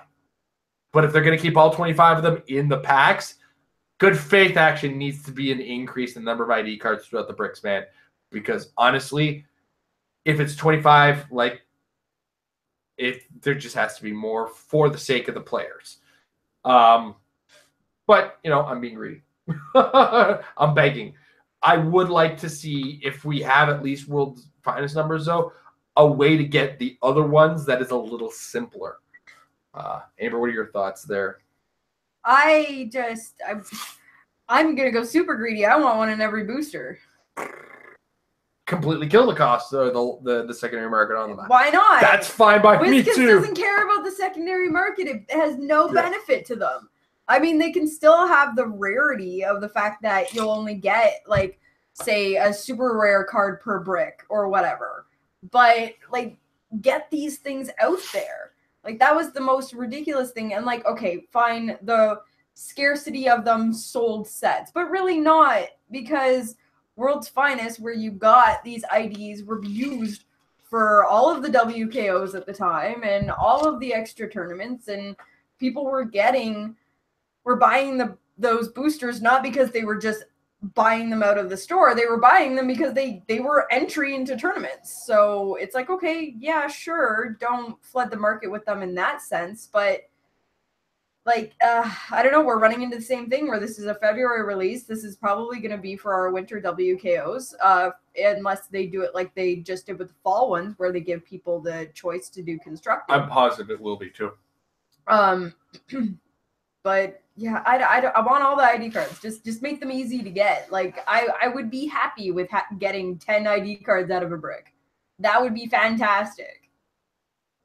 I wouldn't argue with that. No. Want to introduce new players to the game? Here, open a booster, get an ID card. You get to learn the new mechanic right out of the gates. Yeah, I can't disagree with that. That's what I want to see. I mean, that's what we want to see. Ideally, it's probably going to be world's finest level. Or sorry, in the world that we're expecting is going to be world. Excuse me. Oh my god, I'm getting clogged up. World's finest level of distribution, which was on the same sort of rarity of like super rares. You were getting 3 to 4 in a brick. Boom. 2 to 3. 2 to 5 3 per case usually. Yeah. Boo. Nobody wants that. I'll play in every sealed. Yeah. just to on get the the ID shot. cards. I'd actually buy individual packs from my local stores, looking for ID cards, not even caring what we pull in the pack. Trading chases for ID cards. Why do you taste like cinnamon? Because it's apple cider, remember? Apple is often flavored with cinnamon. Come on now. It's not bad tasting. It's just not what I expected. It's like Ashley with her apple pie cider. Yeah. All right. What's your next question there, Mike? We didn't go on such a hard tangent this time. Nope. I think we've tangented most of the night. Okay, so let's get to next question. Okay, admittedly, in all candor, I have yet to see the actual episode because it's been a busy 2 days. But I will see it. I promise you, I will see it over the weekend. The new show here on this channel, the Casual Corner, that was pretty awesome. I saw it advertising up on the social media and everything like that. So, what made you decide to do this new episode, and what made you start collecting Wolverine? So we decided it came to the point where I had taken 2 months off the channel. Other than the 2 Patron Hangouts that I had done, I wasn't doing anything. And Dial It Up was just in limbo of the new rules just really knocking me out. I was determined at one point that I was going to go over every standard power and say how it works under the new rules, and it just, it came to the point where I'm like, you know what, that's just not what I do. That wasn't why I made that show. So I finally got to a point where I'm like, okay, well, that's not what Dial It Up was. But then there was a significant lack of what I was doing for the channel and getting out regular content, where at the time we were only doing a little bit of Meta Lab is really the only show that has been consistent, absolutely consistent. Every week we do Meta Lab. Thank goodness for that content. Yeah. So it was also kind of a kickstart. We needed something for me to get excited about doing in the channel. And sorry, this sweater's getting hot. We showed everybody the claptrap. You're good. But yeah, we needed something for me to get excited about. And I kind of lost my fervor for the rules because of the big change up. I don't We're running a record for non-answered questions on the win right now. Yeah, pretty much every time I try to get an answer or a clarification or something, they're like, no, we already answered that. No, go read the rule book.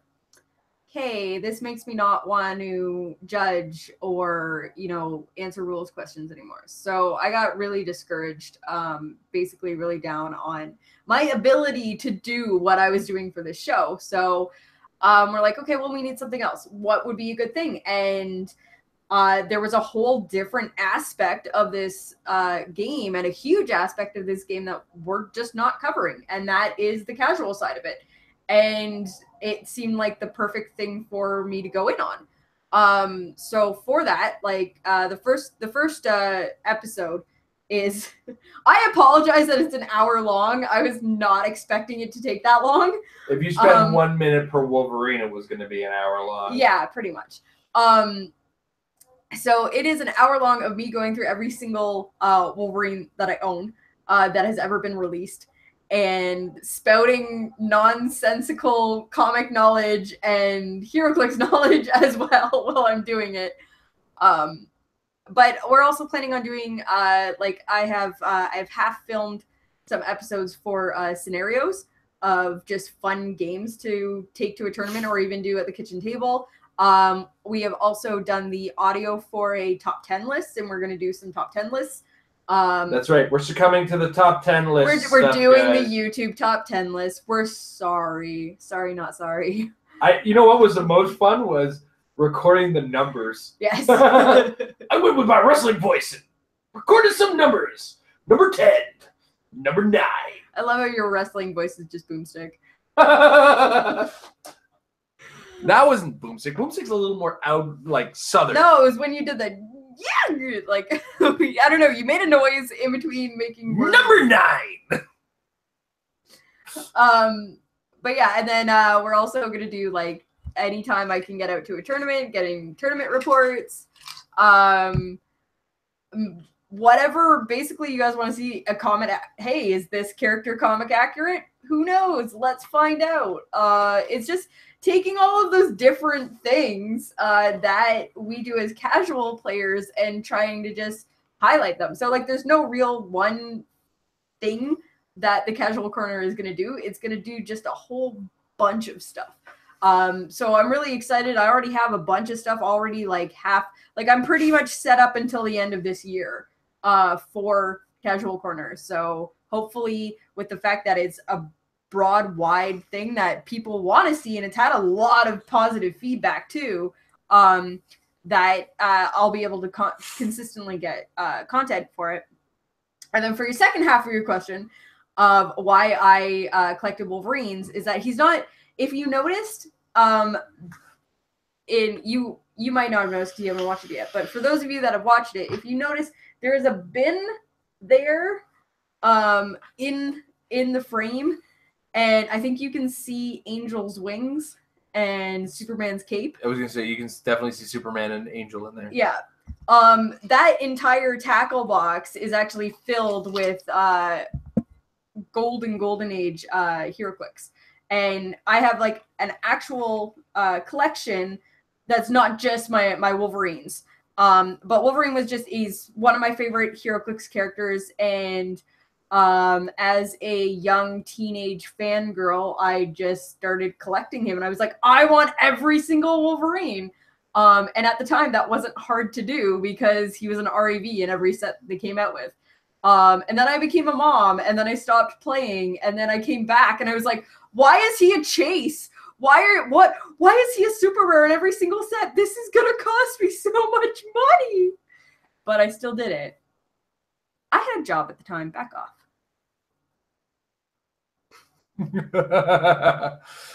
The only one of those you are responsible for is the Vampire Wolverine. My King Thor is. And I told you not to do it. Anyway, on that as well, the casual HeroClix scene doesn't have much in the way of representation on the YouTubes and whatnot. There are some players who do have podcasts and some who are casual players, but it's really hard to make the casual content just like super interesting because when you talk casual, second you talk second you start talking about strategy, you run the risk of sounding competitive, and that's an unavoidable side effect of a strategy game. So when we casually focus, we're not going to talk a lot about the overall state of the game. And that's part of why top 10 lists are going to be, or top 10, top 5 lists are going to be part of that casual corner. That's going to be a combination of Amber's audio and my audio, depending on what the topic is or depending on what we do. We just kind of want to take, let our hair down, take our shirts up. We're just going to have some fun with it. Also, though, we've also discovered that, when you see these shows that do top 10 lists that don't have faces and have all this editing stuff, that's not our wheelhouse. They have more people working on it, and they also have Photoshop experts on it. So for the first couple, they're going to be a little rough and stale as far as the imagery is concerned until we can start to get some kind of photoshopping skills behind us or whatnot. So bear with the first couple episodes. It's mostly going to be us yammering behind a microphone and or whatever. Stuff. It's casual corner. It doesn't have to be professional looking. I wanted it to be funny because we're partially inspired by things like extra credits, like Yahtzee, like Movie Bob. Watch these guys because, well, less Movie Bob these days because his movie reviews have him on screen nowadays. But back in the day when Movie Bob used to do reviews, he'd just be flashing images on a screen. A lot of it be movie clips between each other. Extra credits is more the goal I'm aiming for, with all kinds of wacky stuff happening in between videos. But that's an undertaking, to say the least. That being said, though, also we have to be very careful about the images that we do use. So right now we're only pulling images that have come directly from WizKids. Yeah, so we're using WizKids images to talk about WizKids products until we can start either making our own art or our own silliness and get some skills in Photoshop. I can't even art, let alone Photoshop. So I could barely Microsoft Paint. Let's not kid ourselves. We're gonna get our kids to do it. You know, like, that would be actually a really good idea. Get Alexis to do some crayon drawings and take pictures of the crayon drawings, transfer them to the computer or something. I don't know.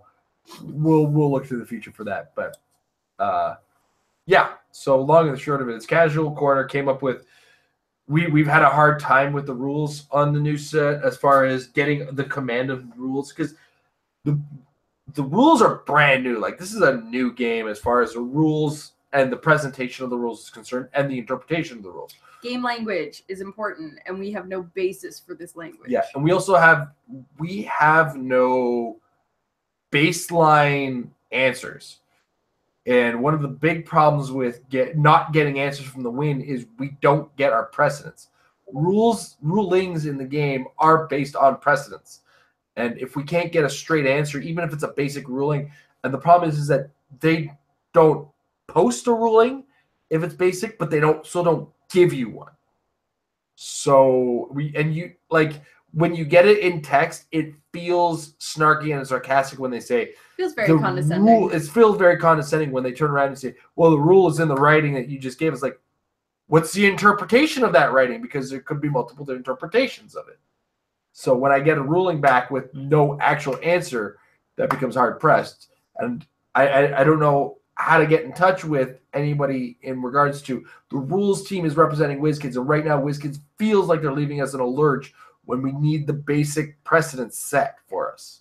So. And also, like, this is more of I don't even know where this comes from, but when you are answering when you're answering questions online, stuff like this, especially under a brand new rule set where there are no precedences, there's no basic interpretation, glossary of game language, a yes and no answer is not sufficient. We need the whys. Show your work. Yeah, because a why allows us to answer more than just the question we're given. As an example, Amber had a lot of questions in regards to the Big Barda thing. Now, I got there eventually because, and here's how the Big Barda Empower works, because this is not how they explain it on the win. If you actually look at the wording on Empower, it requires adjacency. And now a character can't be adjacent to itself, and therefore the only thing stopping a character from empowering itself is not being able to be adjacent to itself. Now, Big Barda's Empower says any friendly character within 3 squares of Big Barda. So Big Barda is both within 3 squares of herself and is friendly to herself, and as a result, her Empower will work on herself because she no longer has a restriction of the adjacency requirement. That needs to be explained right now. As again, this is a new rule set, and this is one of the few failures right now on the win right now, is that the rulings right now on the win are yes, no answers with limited explanations in a lot of cases. And we need the explanations because the explanation as to how a ruling works doesn't just answer that ruling. It answers all rules that have any kind of similar wording. And that allows you to say, when you answer back, we've answered this question with, here's a link to the ruling that has that answer. Yeah. So that's why dial it up right now.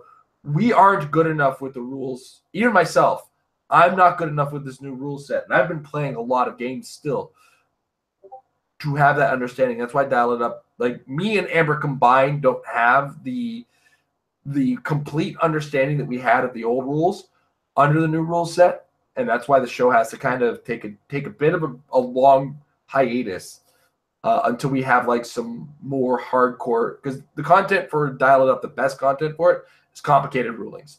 How does this power interact with this? And we need to go back to that, and we need those complicated rulings. Yeah. So also, like, back to the game language, and specifically with the Big Barda, is the things that were tripping people up is that they're using game language that has never existed until now. Now it may seem like, because of like synonyms and stuff like that, it may seem like stuff that we have seen before, but instead of is actually a newer term, and it's a more blanket term that it's like that they're using for everything. It's this, but instead of, do this. And they have, like, from what I can recall just off the top of my head, I can't remember them ever seeing, instead of affects this. Like, saying the word affect, like affect with an A, is not something that we've seen in the rules before. Like, it's just not that, it's not common wording, which is why stuff like that trips people up. Also, I will admit, when I got confused about this, I completely read, like, not even misread Barda's power. So I had to actually look at it again and like, oh, I was skimming over that and I did not read that properly. Okay, everything makes sense now. All right. You also came to some assumptions based on phrases that people were using. Yes, yeah. So like, when you say, well, basically this character has +1 attack. Well, no, basically it doesn't unless it's making a close combat attack. But yes, you're kind of right. All right. Now that we've gone at length as to why Dial It Up and Casual Corner don't exist and exist, and that our new stride to get new content back on the show again, because once again we've allowed ourselves to falter, and we really need to buckle down and do stuff. My work schedule really makes it hard too. That's why we kind of batch film as whenever we can. And I have a 6-day holiday coming up. I'm going to make use of that 6-day holiday and film as much as I can, because when I get back from the holiday, the unfortunate fact is I'm on busy mode and I don't exist to the world. So lots of Casual Corner. Lots. Amber might have to take my place on the Meta Lab. That's how intense work is about to become. So just wanted to give everybody a heads up that it's going to be some challenges going forward again. And Amber has to kind of step up her game a bit. And she has to also get on top of me for stepping up my own game. So I apologize to my neighbors when I'm using my broadcast voice at 1 o'clock in the morning after a long day at work. All right. Mike, next question, sir. And then we're going to go back to this. Oh my gosh, there's 16 messages in the Discord. It's okay. It's mostly Nathaniel doing hashtags. Oh, he's hashtagging. Okay. Alrighty, guys. So now on to the show and tell portion to talk about everyone's favorite cosmic hero that everybody just loves to play. We'll be seeing him for the next 2 years. Oh, I was expecting. I was expecting you to mine too.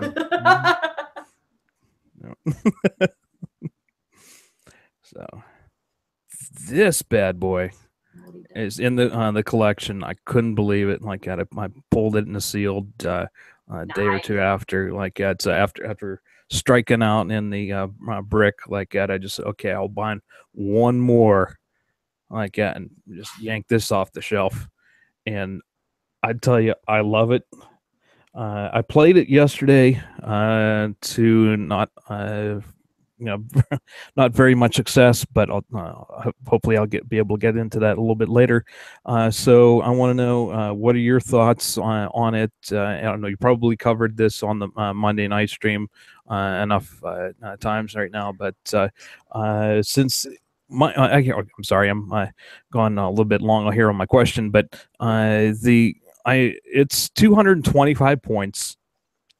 Was this more meant to be played in a higher level game than a 300 point meta, or what your recommendations be if I want to use this in the 300 point meta?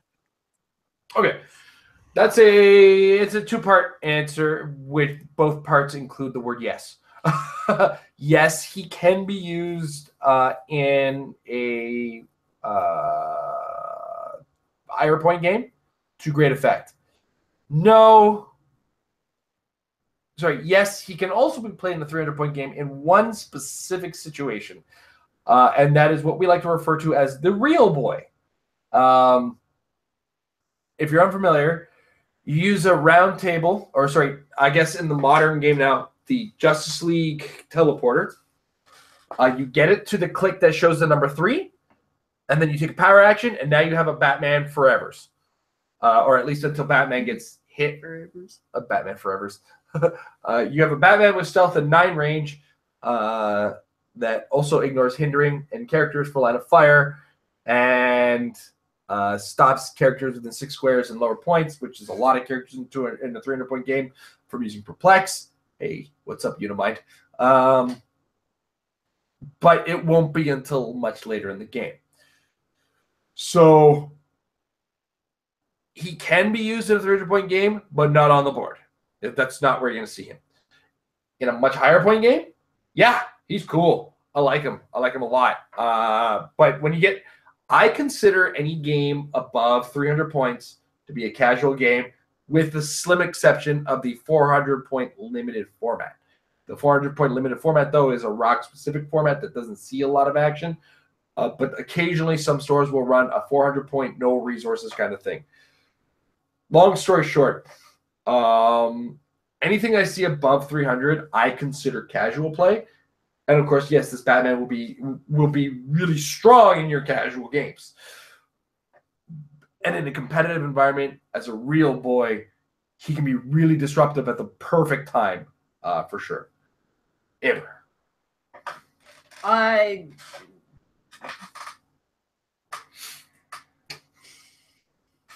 don't know. Definitely, him just being 225 points and having no other point option.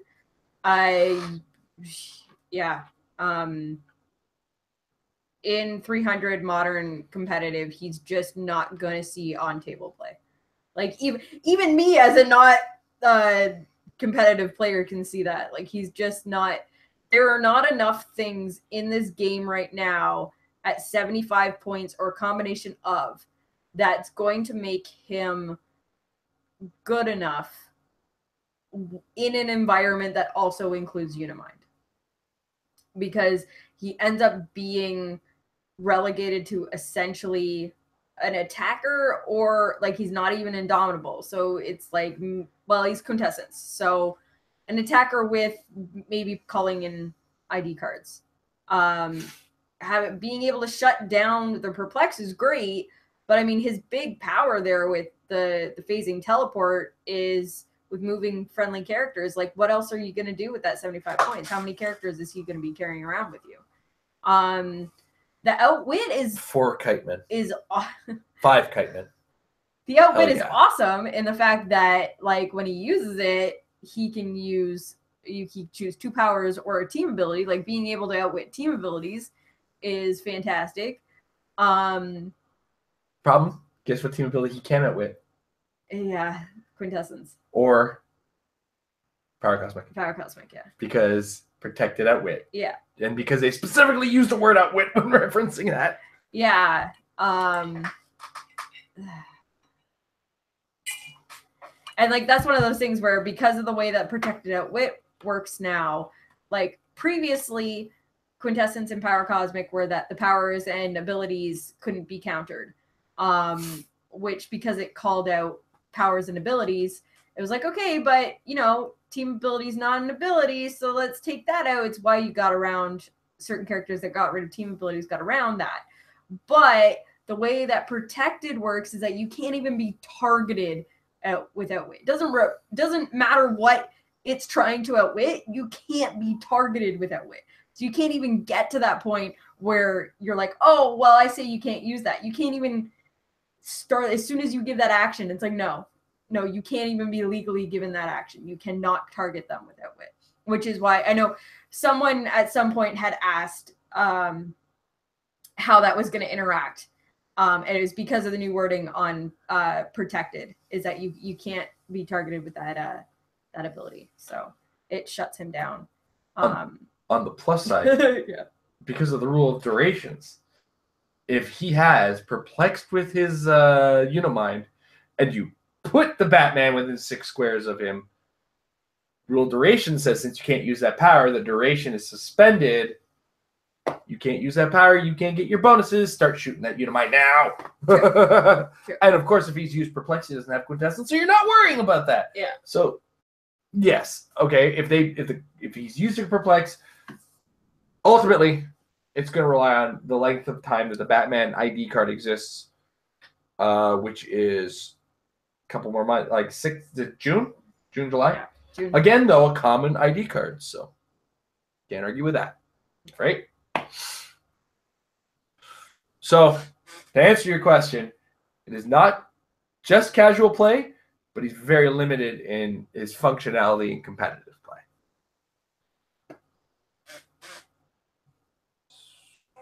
Yeah, so we're gonna go to the Discord. So give you a bit of a break. You just grab the mic. Like we're actually gonna go to the Discord very quickly. And this one's a strict up rule question. Tiger Alchemist asks, can all dual figures split into 2 separate characters, or just the ones with the merge trait? Just the ones with the chart, actually. Yeah, because there are ones. So the split and merge were abilities that came from the double fist duo attack symbol. But at one point, they stopped putting the qualifying names chart on characters' cards.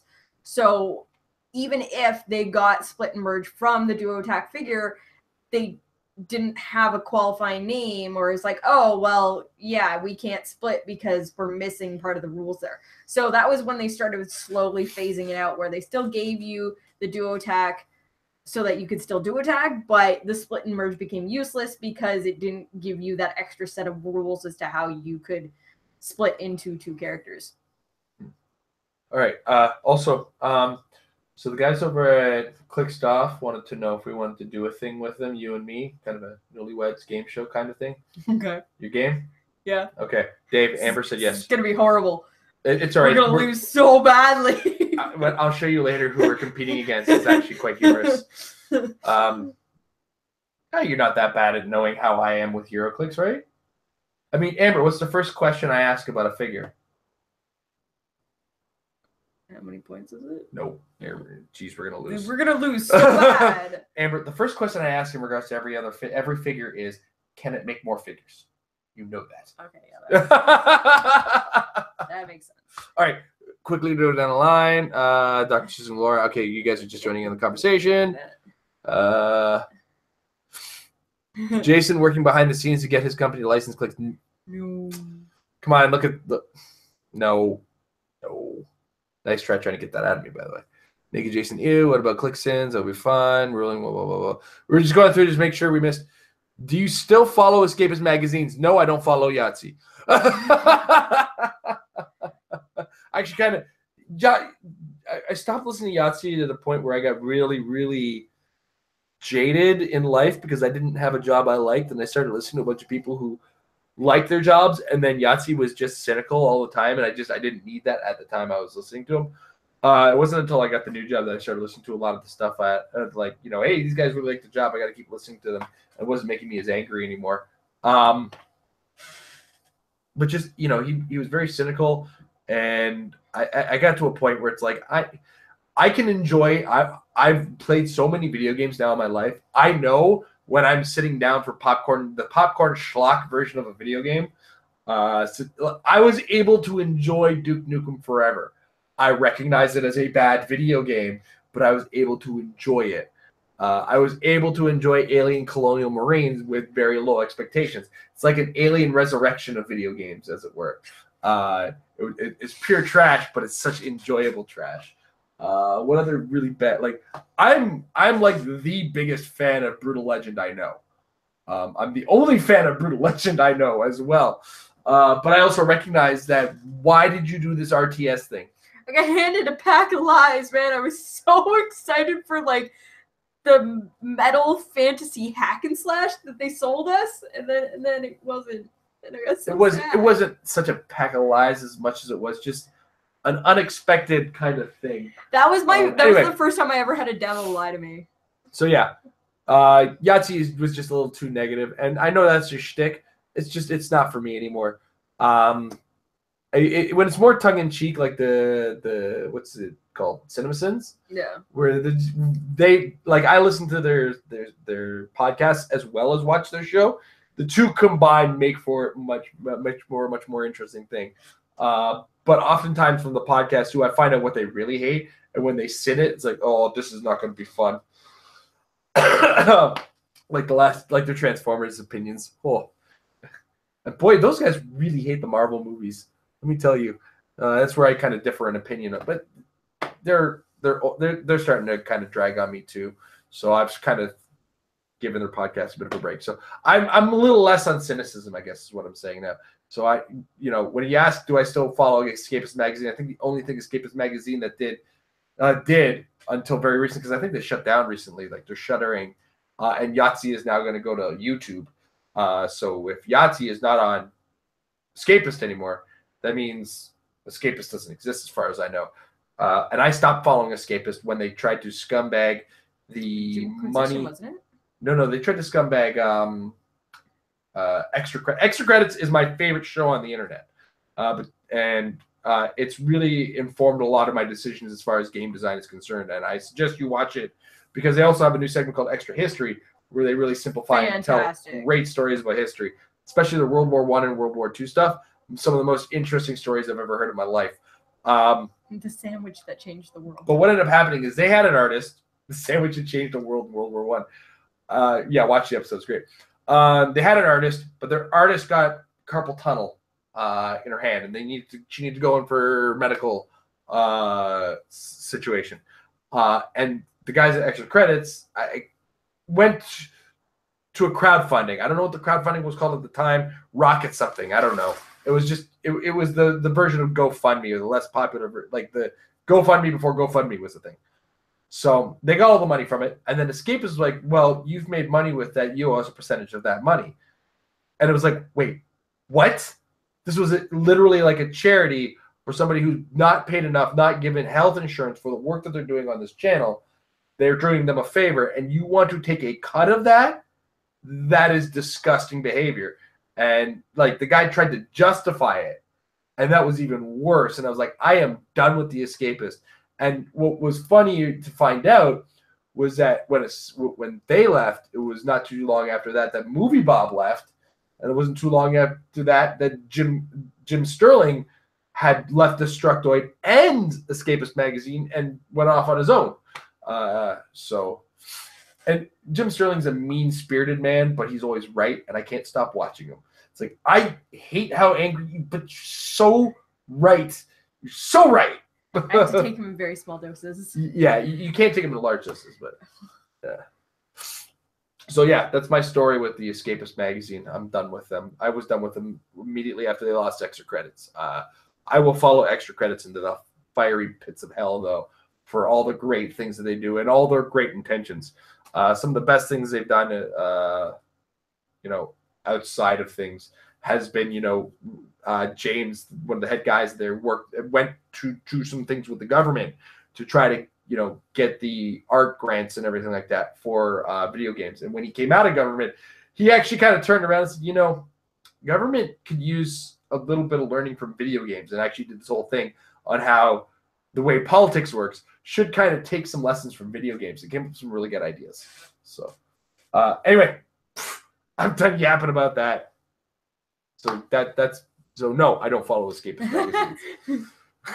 So long story short, no. Yeah, so I stopped after the stupidity of the Extra Credits thing. That was my cutoff point. I didn't there. even know about that. Like I didn't even follow them It was at the time. so bad. It was so. They should have been ashamed of It's themselves. so dirty. All right. Super dirty. So now we've cleaned up the Discord. Back to Mike. I apologize if I sound a little nasally. I'm a little stuffed up here. Close up of Mike's chest. I love it. Ladies, Mike. 4 hole buttons. All right, guys. Last couple questions I have. What are your opinions on two-man teams as far as, the other great item that I got in the sealed after the Harley set came out was this young lady. Hey, Sinister Lady. And ever since now, like I'm heavily into the Injustice 2 video game, and like I get it now. I get it why people love Harley Quinn. And I'm really disappointed though we still didn't get a Black Canary. Anyway, so yesterday for the Thursday night gaming, I put together. I wanted to see how well she would interact with Sinestro here. You got 200 point. Yeah, I got. So you got 200 plus 100 is 300. Well, okay. Long story shorter, they got their asses handed to them by the young Avenger runaways. I think I ran into a little problem there with got outnumbered, but I want to know what do you think about two-piece teams? I ain't gonna play them. Don't look at me. Secret Six was like, you're talking to me. Let's get a few more numbers in there, boys. Because Jason likes options. I don't really like options. I like numbers. I strategically have I want to say it's attention deficit disorder, but it's not, because I need more things to focus on than less. So that's actually part of it. Is that ADHD? Okay, then there it is. I have ADHD when it comes to strategy. You just have ADHD. I'm sorry. All right, sure. Probably I do. I don't know. Let's not make a thing out of it. All right, here's my history of wargaming and tabletop gaming, as it were. When I came to Warhammer Fantasy, my armies were the orcs. If you know what orcs and goblins do in Warhammer, you know that they play on numbers. But those numbers start on the board. My best army was the vampire counts, using necromancers as my generals, because they not only start with lots of things, they can add more things. It got to the point where we played a doubles tournament, and I had teams and army. I had zombie units that started as 40 strong and became 80 strong. I ran out of models at some points. We didn't even know what to do at this point. We were it was that insane. I started getting non-zombies on the board to represent my zombies. It was so ridiculous. And then we go to Warhammer 40K. I played the Tyranids and the Orcs. I don't play well with small numbers. I don't do this Space Marine 5 guys beating up armies thing. I just don't. I need to be able to make mistakes, and I need to be able to once I make a mistake, capitalize. I need to be able to lose things and not be out of the game. But that said, HeroClix is a flexible game, and you're able to play with a team that consists of a figure or 1,000 figures. That's the beauty of the point system. That's why these types of you know what Warhammer and HeroClix have in common is a point system based on the performance of the characters. And because of that, a character who's more skilled, you're going to get less of. Whereas you have less skills, you're going to have more of them. Or, if they can't take as much damage, you're going to be able to have more of them. So I understand that level of this game, and that's why I prefer, personally, I've had years of playing these types of games to know I just prefer to play with more things on the board in general. And it could be. I could have probably done well if I had a team that built more figures at Worlds. Who knows? But the problem was those teams couldn't function because of the existence of the tank, and because the tank was just basically a must-have at the time. So my opinion of it in the general competitive sense is, if you're comfortable with it, play it. Play in your comfort level. That's, again, the beauty of a flexible game like HeroClix. I just won't do it. Amber, your thoughts on the matter? I don't mind playing 2-figure teams if everybody else is playing 2-figure teams.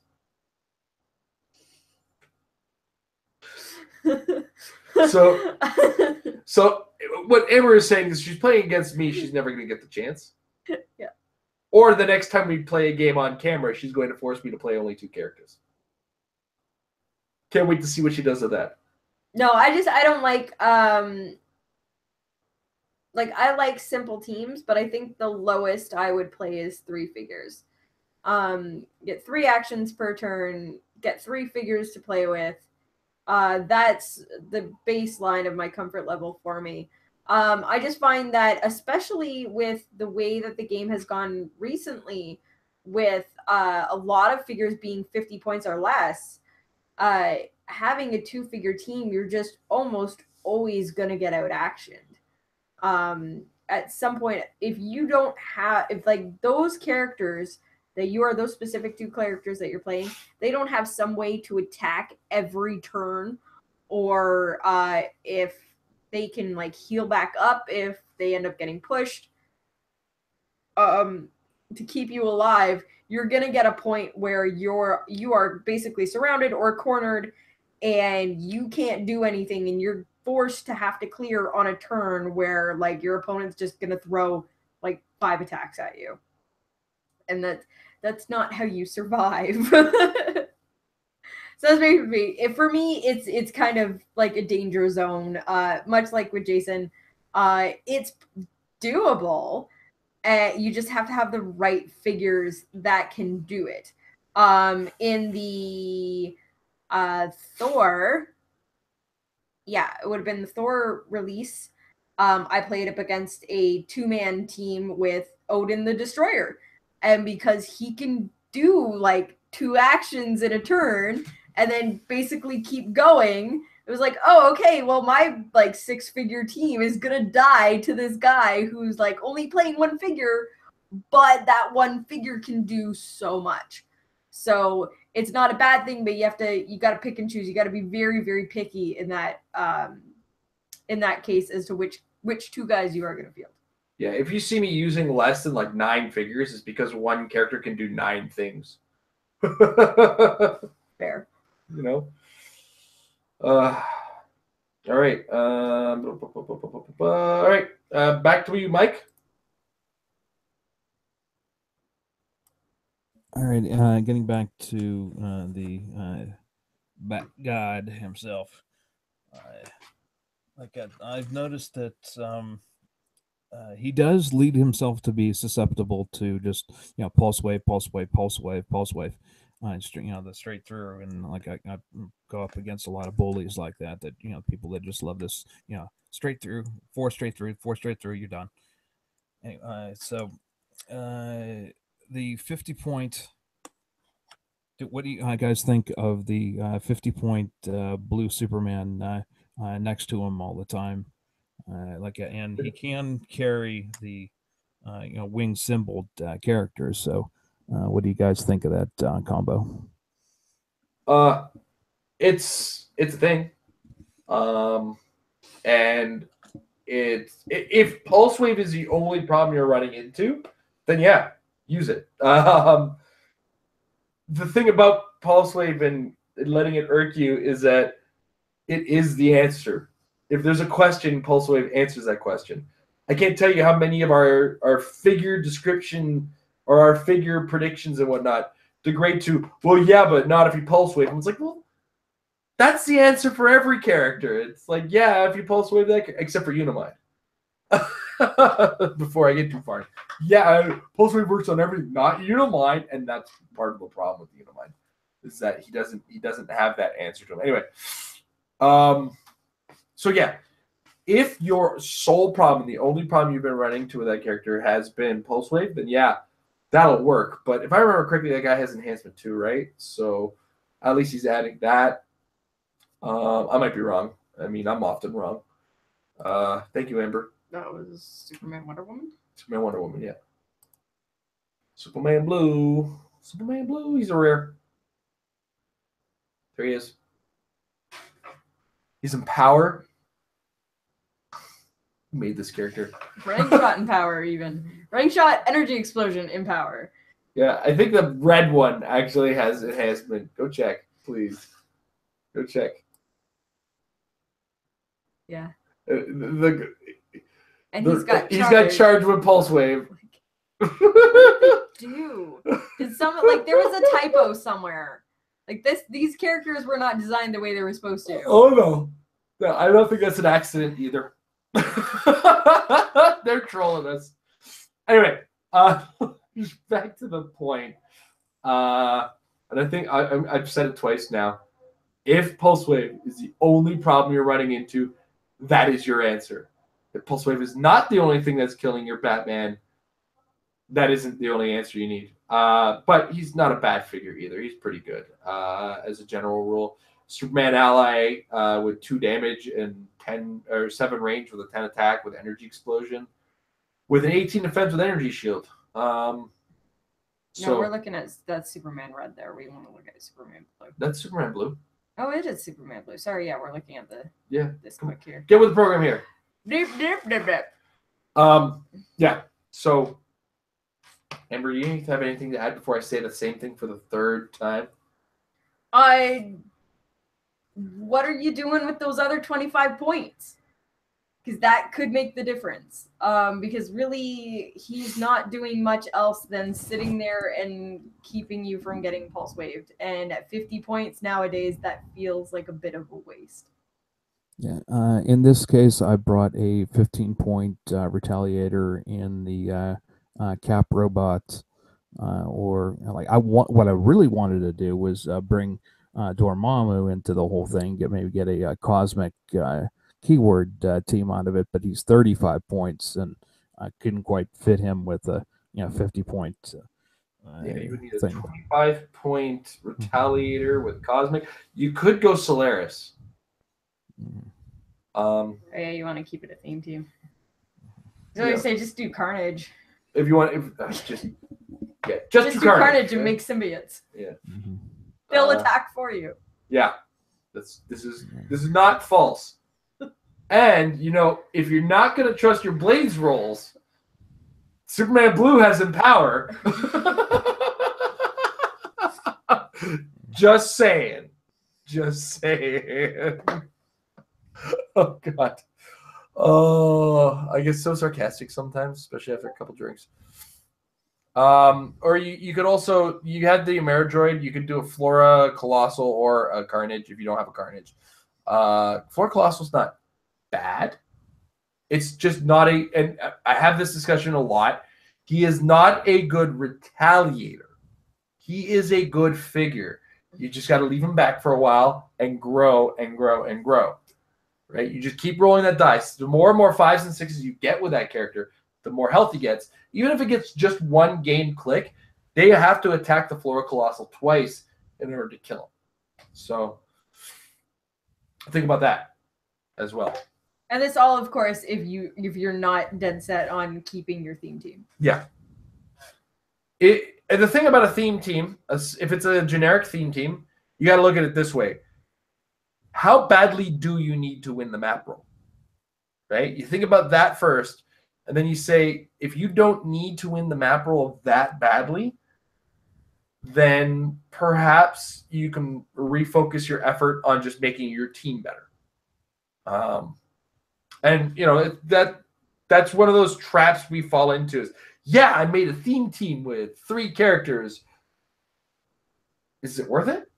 Do you need the map that bad? Are the 3 characters definitely going to work together and synergize the way you want them to? Those are all the questions that will kind of help you decide if the theme team is necessary. If it's a name theme, you're gaining probability control, so already worth it, right? So then we move to the idea that we have a Justice League team growing here. Does the Superman Batman robot happen to have the Justice League keyword?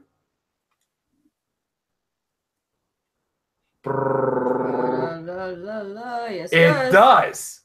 So if you have a Superman Batman keyword, Superman Batman robot with Superman Blue with your Batman, you've now got a Justice League themed team. So now Superman Blue isn't just stopping Pulse Wave. He's adding probability control to your mix. Right? And so is the Superman Batman robot. As well as Superman Batman robot is also stealthy if you can properly place him. Yes, I said that. The Colossal is stealthy. Or if they have another Colossal and you happen to get a chance of Colossal Mentality, you shoot the other one. Because I think, if I remember correctly, the Superman Batman robot has some stupid level stats. 11 attack with 3 damage. There's that Empower again. So your Batman could technically take a free action, move with the Superman robot after your Superman Batman robot has Colossal Retaliated, let's say, as an example. Or just moved up with you. Who cares, right? You get up there, you make your attack with Superman Batman robot. You take a free action while carrying the Superman Blue. Now your Batman is beside something that he's going to outwit a power on, and then he's going to deal 6 damage in close combat. With prob. So there's an idea. So that's something. That's a thing. I like it. That's the other thing is, earlier we got asked build a Guardians of the Galaxy team for me. Okay, well, there's a lot of Guardians to work with. You gave me a 225-point character to make. I had to build a 75-point team. You then added 50 points to me, so I had to build a 25-point team, really. If you read my article from Majestics, I kind of talk about stuff like that. Is sometimes in a competitive environment, you're actually just building a small team versus what's out there. And this is kind of what the Unimind environment looks like, is if you're playing the Unimind, you are building a small team within, 230 once you add the things that you need with the Nighthawk Prime and the 165-point Unimind. So sometimes you're building in a small environment, and when you give me this option, there's a lot. Honestly, I love that we're back in a world where 25 points is hard to build in, where you get options to build it again, right? Because, all right, I'm done schmoozing about that. We got there. What's the next target? All right, so I guess the last question is that I probably know the answer to this one, but since now this is like the first time we've all got the chance to talk to you since the last 2 movies have come out, Thor Ragnarok and the Justice League. Have you seen them yet? What, without spoilers or anything like that, what do you guys think if you did see them? Absolutely loved Thor Ragnarok, my new favorite Marvel movie. Laughed so hard, and the Hulk reminds me of my son. Yeah. Haven't seen Justice League yet. Hearing mixed things.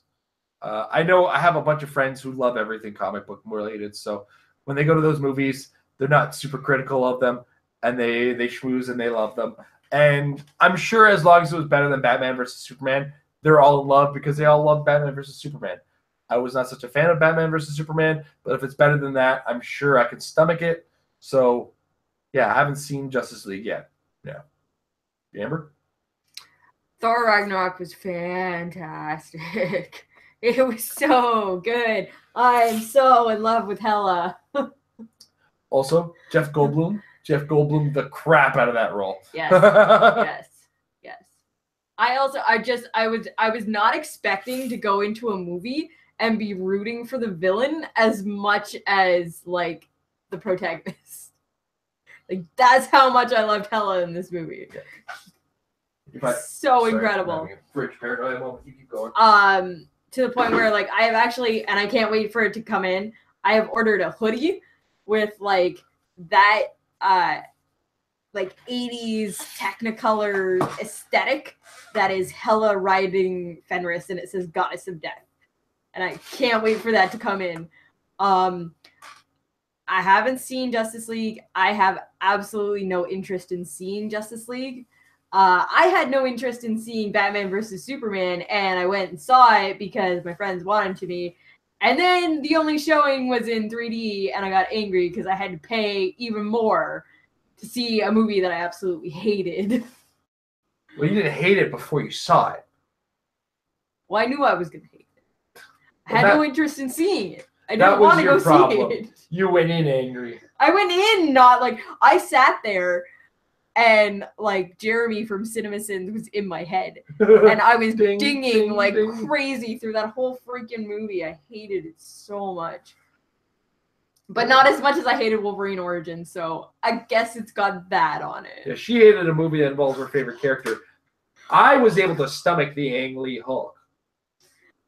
Yeah, that wasn't horrible. It wasn't great either. No, it wasn't. But Jennifer Connelly was a really good Betsy Ross. But I also just love Jennifer Connelly, so I'm a little biased towards that. Yeah, she was in Labyrinth. Excuse me. I'm murdering my voice. I have not been gentle with my voice in the past couple weekends. Nah. And I've also got a nasty case of HeroClix neck from last week. Oh, that's still bothering you? Oh, yeah. Well, that and desk neck, right? Combine right, the two, and it's just the worst thing in the world. All right. So, yeah, we've enjoyed what we've seen. Yes. And one last follow-up question, if I may, regarding Thor Ragnarok. Can we, in HeroClix, can we please get a melty stick in, as it like maybe a weapon LE or something like that? The melting stick. Yeah. Oh my gosh, that was fantastic. This character gains penetrating damage. No, I don't need the No, why are you giving me no, it needs to be like penetrating damage, but also like the disintegration beam. Kills resources? No, equipment. Because like resources aren't as prevalent. Yeah, and they're also not assigned. Well, I mean, the only one that's assigned is the Supreme Intelligence. Yeah, okay. I can see it. Yeah. Destroy their equipment. Also, you know what I discovered in my final round of last week's WKO, and now that we've answered the question, the melty stick would be cool, is that Catwoman's just annoying. She's not like super potent, but the one that's like when you pick up an object, roll a die, it's like, yeah, that's just annoying. Because that's one of those things. It's not when you equip something, it's when you pick up an object. Pick up an object. Like specifically picking up an object with the intent to make an attack somewhere down the road. So it's like, yeah, no, I'm going to take that. Anyway, that's my little tangent for a second. I was thinking about it when I was thinking about making an equipment for the melty stick. That probably, on a critical hit KOs the character. I don't know. As long as it's less than a certain number of points. Or like if it's a certain number above, like if the attack roll is a certain number above their defense. Yeah. KO them. I don't know. I feel like the melty stick was a little OP in the movie as it was. Let's not kid ourselves. But it takes all 3 object slots. Yeah. Melty stick. Cannot be on a force with any other equipment. And in order to use it, you have to do your best. Just Jeff Goldblum. Oh my gosh, I couldn't believe that Jeff Goldblum was in Prince of Egypt. I mean, Jeff Goldblum the crap out of it. Jeff Goldblum the crap out of Moses' brother. We keep we've been doing like movie nights with the kids lately, and it's like, okay, let's find a movie on Netflix that no one in the family has seen. So our daughter picked Prince of Egypt last weekend. None of us were prepared for that. And Jeff Goldblum was in it. It's like, oh my gosh, why did they have... It's not even like his face. It's just an animated movie. Why did you let Jeff Goldblum voice something animated? That movie was not light-handed. No. Family movie. A family movie. It was not. Anyway, all right. Now we're done. We're tangented. Melty stick. We just hypothesized. I'm pretty much done too. I just want to say thank you guys for stalling enough time for me to get here. It's like this. The streak continues. I feel so privileged to have been here for this long and to be able to continue to be a part of this show and everything like that. So thank you very much. I want to wish you both a very Merry Christmas. This is being taped here in December, of course. So and happy holidays to you all, and may all your clicks be critical. And I'm sure that you can thank the Discord for allowing us to stall until you throwing questions at us. They did a pretty good job of throwing as many questions at us as they could. I want to thank everybody in the Discord and everybody on our Patreon at patreon.com/Clix. The Discord is the thing that's happening at all times. We generally poke our note. I mean, it makes my phone vibrate at work on a regular basis.